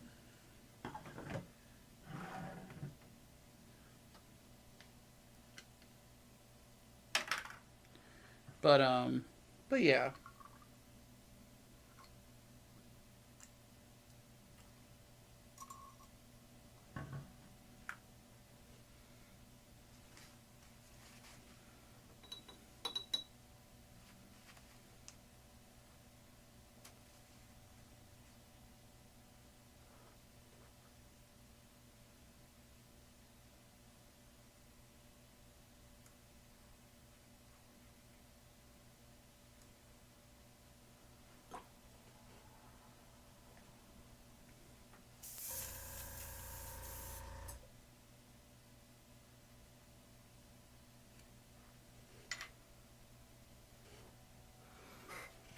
Ugh. Alright. Voice we prime.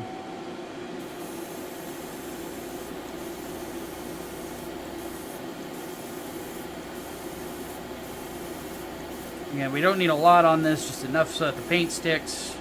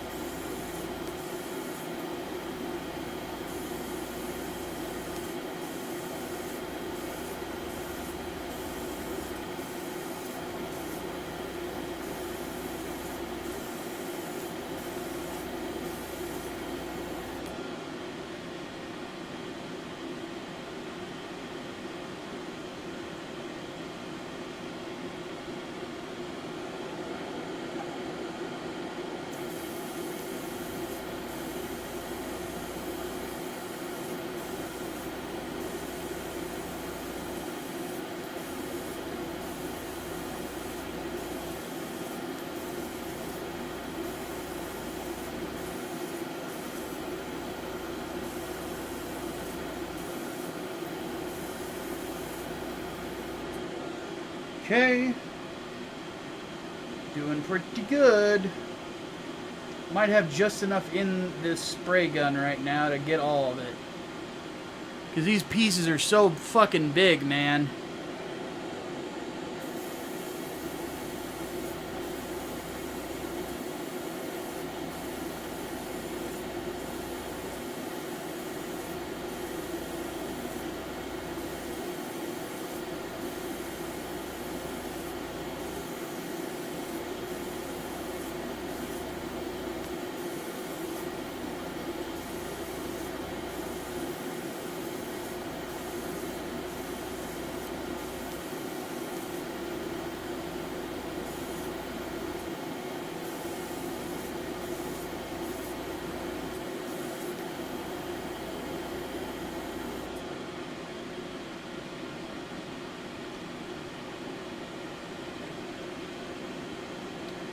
Alright.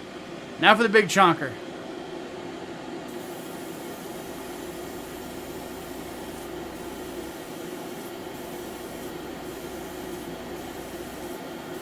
Thing's got a decent amount of little weight to it.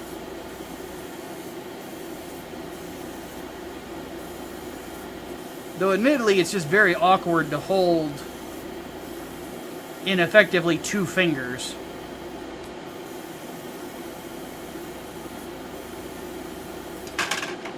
There it goes. It's almost done, though.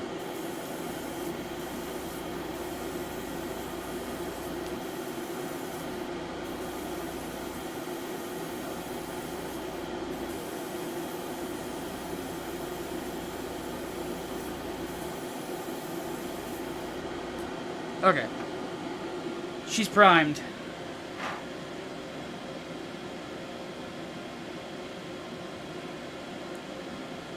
Everyone says that Beetlejuice is good, huh? Well, that's good.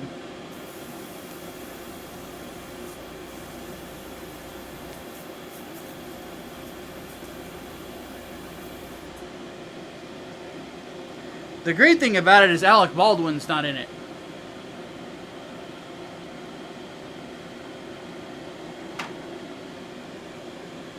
They're probably like, let's not take the risk of him shooting another person.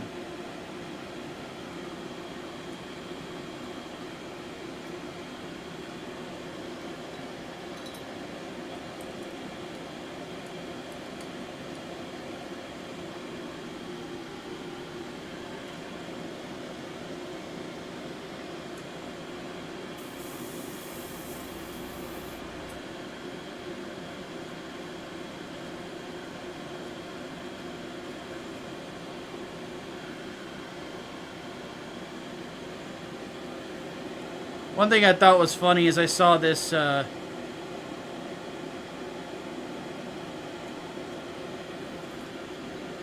thought it was funny that Alec Baldwin was like getting bothered in public places about some lady just walks up to like, why you kill that lady?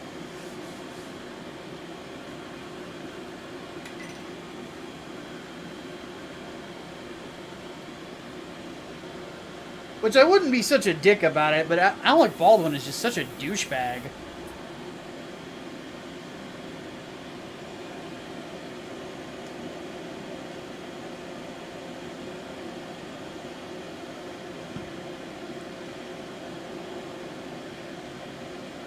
Has a really bloated script stemming from 4 antagonists and 6 conflicts and story threads going at once across 2.5 hours. Jesus. That is a lot.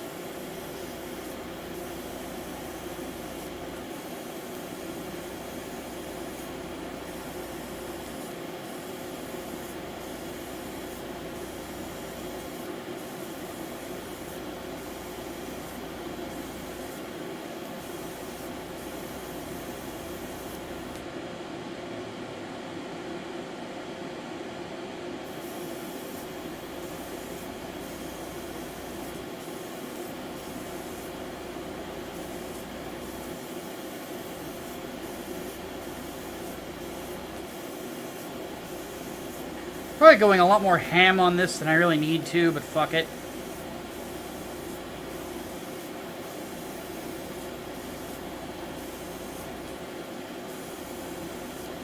I just want it to look good. That's all I care about.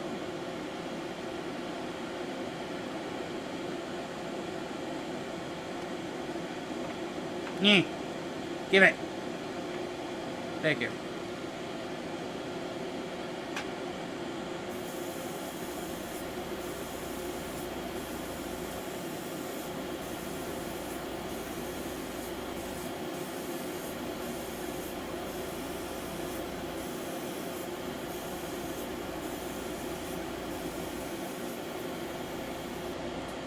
There we go. One part done.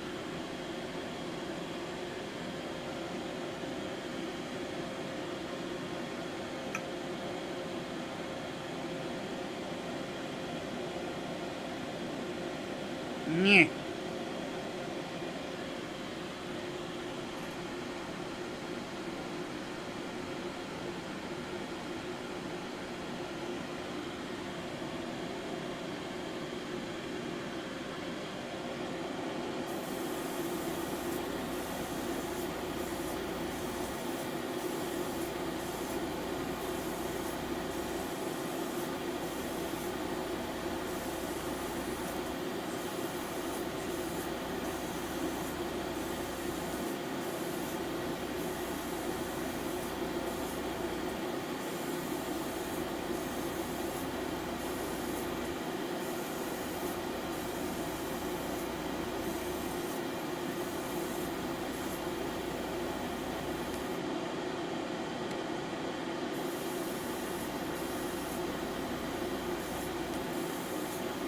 I'm loving it. Loving the way this is looking. Then again, I just love metallic paints. It just looks so cool. I do need to mix up some more, though.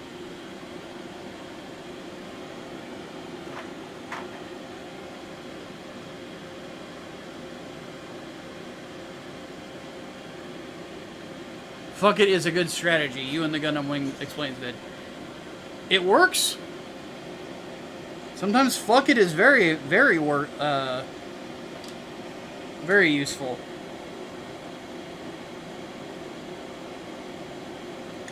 There have been times when I've been playing Space Marine 2 where I've just said to myself, you know what? Fuck it. And I just go in and it works. And I'm like, okay. I'm not complaining.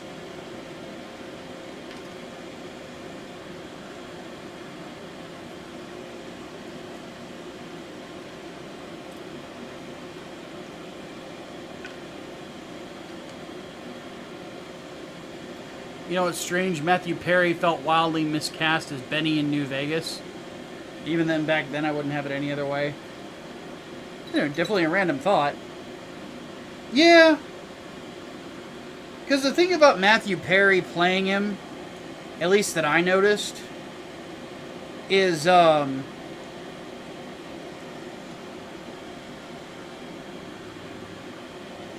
he's trying to pretend to be an old Italian gangster, and the way he acts like the character, he literally does sound like he's cosplaying.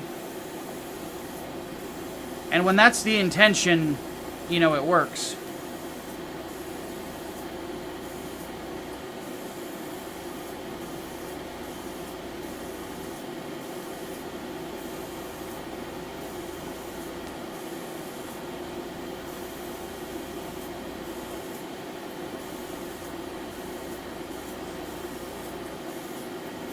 Ain't that a kick in the head?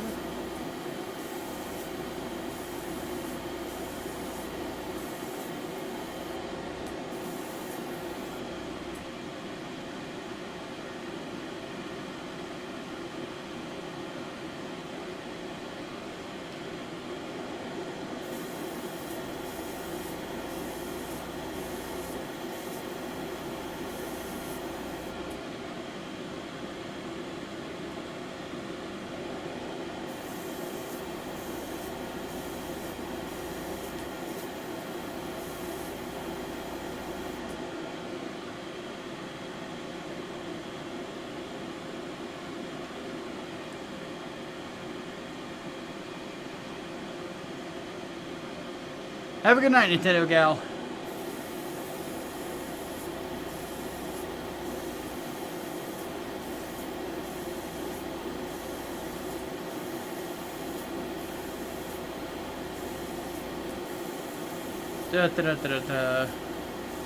Sorry I don't have a whole lot to yap about. I just realized I've been way too quiet this whole time. Let me think here. I mean, the one major thing for me to say is just the fact that I'm over the moon about how Cyberpop is doing.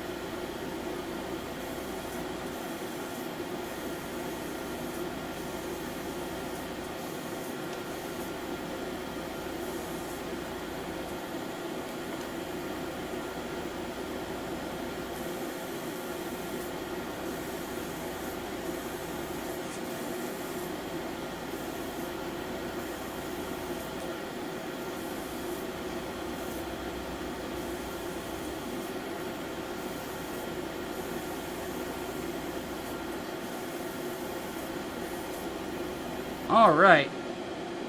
That's all the inner pieces done.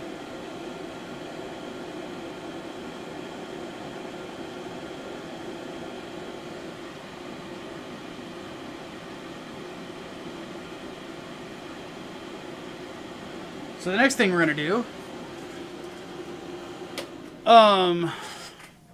box tier's all gone? Really?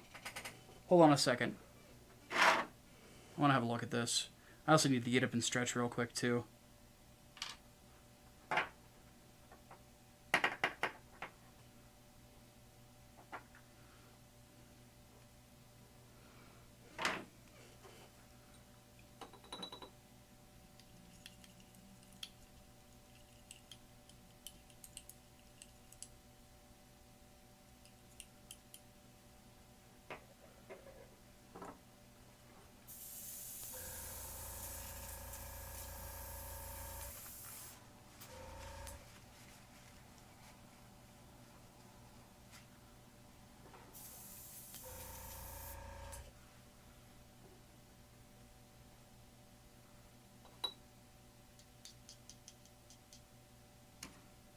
Ah!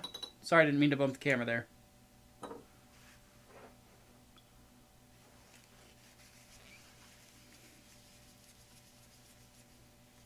Have I seen the Minecraft movie trailer? I have zero desire to watch that train wreck, dude. Zero desire. Time is money. I don't feel like wasting my time with that.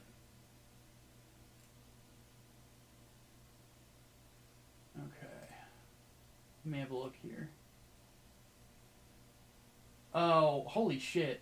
Yeah, we're at 13,435.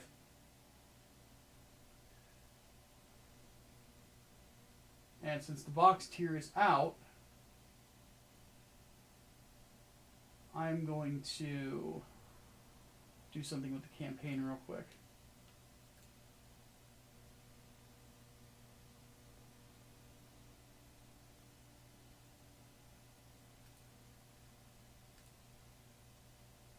So that way we still have a featured perk.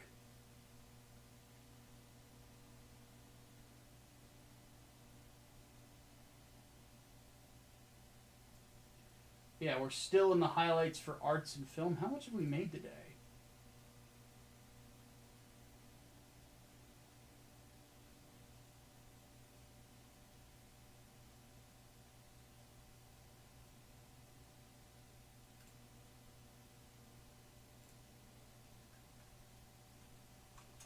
One second.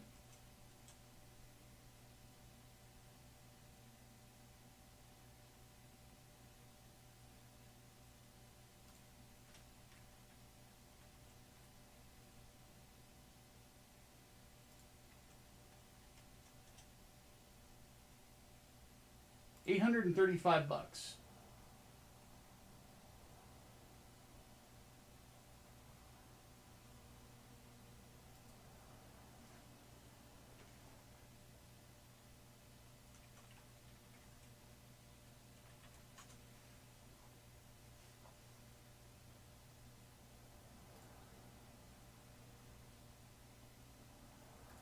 Okay. God, that's fucking wild. How are we doing on Docky sales? 3 Rachels. Yeah, so we haven't sold any more Dockies yet.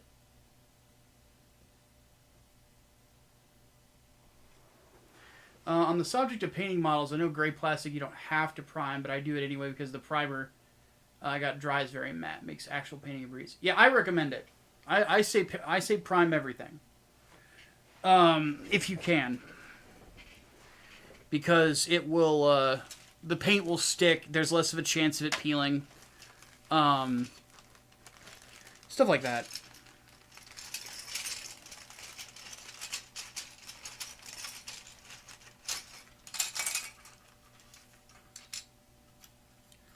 Okay.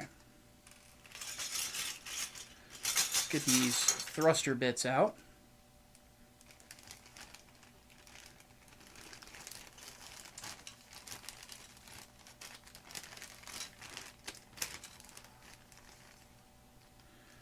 Oh, the other colored bits. We can go ahead and put the metallic insides away.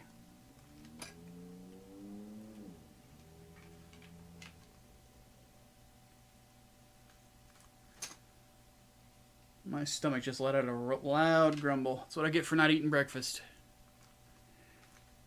I think after this is over, I'm going to eat some bacon and eggs. It's like a 4-egg scramble or something like that.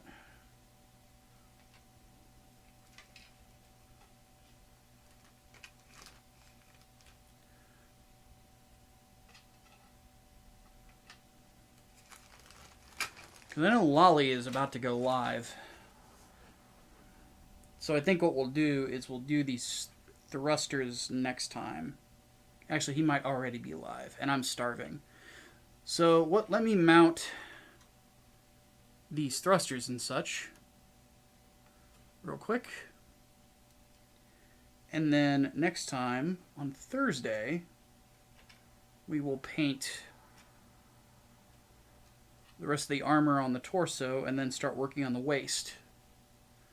Then we'll do the limbs and it'll be done.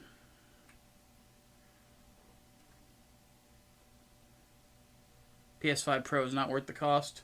I have seen YouTube videos that say that. You gotta keep in mind though, and this is something I tell people all the fucking time, value is relative. Somebody might see the stuff that it has included in it and say, hey, I would much rather buy that than a normal PS5.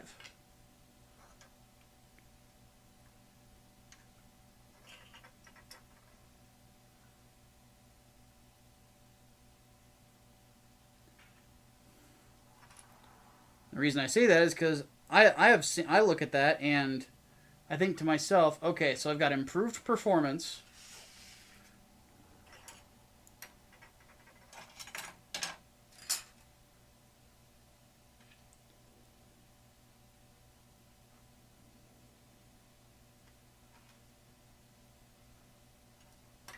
I'm missing one.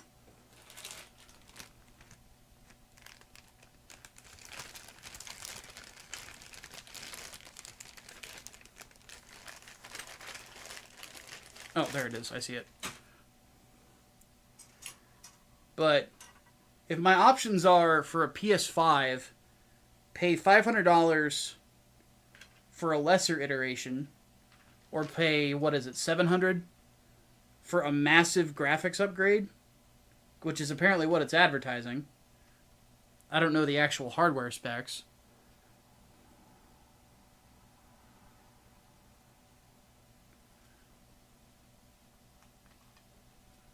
I might honestly rather spend more money, spend a little extra on the upgrade, than pay for, you know, something that's not even close to being competitive with my own PC.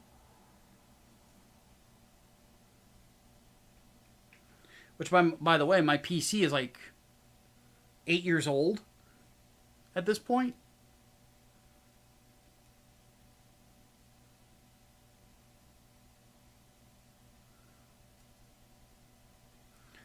Because after, because the next big project for me, in regards to, like, stuff I want to purchase, is a new gaming PC. Because it's time for an upgrade. Because I've been looking at, like, getting a better... Let me put it this way. Well, I could put an i9 processor in my PC and it could handle it easily. Because there's an i7 in it currently. So that's not a big deal.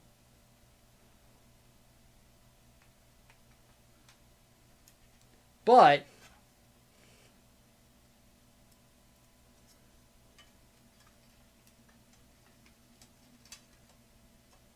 well, actually, that might just be what I do. I might just upgrade it to put like an i9 in it, some more RAM, and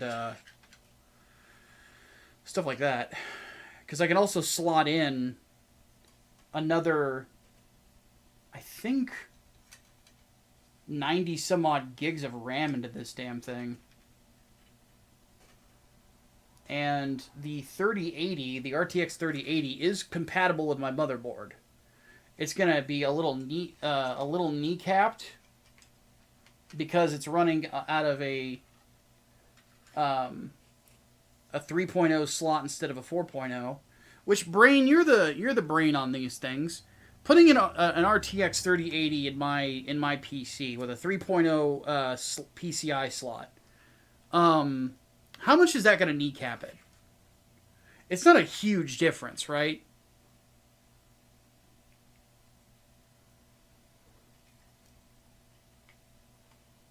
Hopefully he heard that.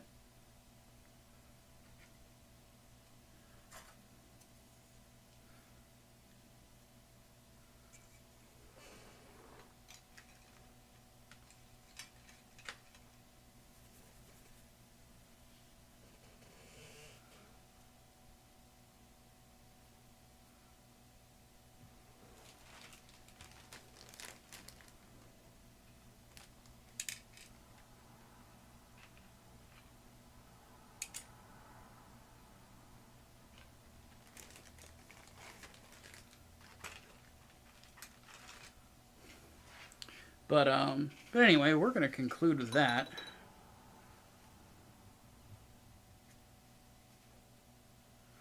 And yeah, at some point I'm going to sit down with Brain and figure out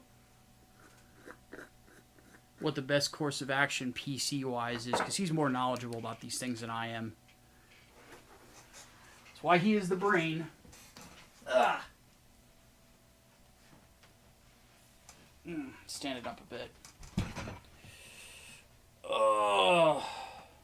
Oh. There we go. Knee popped. Needed that. These shorts are sticking my ass. There we go. Okay. So to conclude,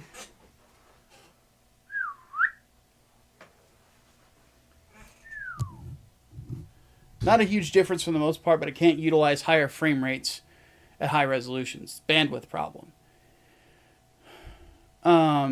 If you're going for VR and RTX compatibility, then new motherboard is the way. Okay. We'll have to look into that and see what we can do. So we'll have a meeting of the minds next time we play Space Marine, which might be tonight. I don't know if you're up for it. But anyway, here is, because I saw Loco got the game. He probably wants to play. Here's the head, finished and looking pretty. But goddamn, is this thing huge? Focus. I'm gonna panel line it tonight, but that is very good. Love it. All right. We're going to close it out there, guys. Thank you all so much for watching. Let's brainstorm now that we're sending everyone away. And let's hit up Loco, see if he wants to play some.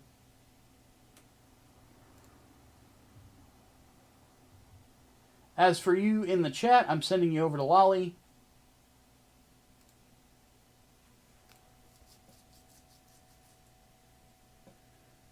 And have yourselves a great evening.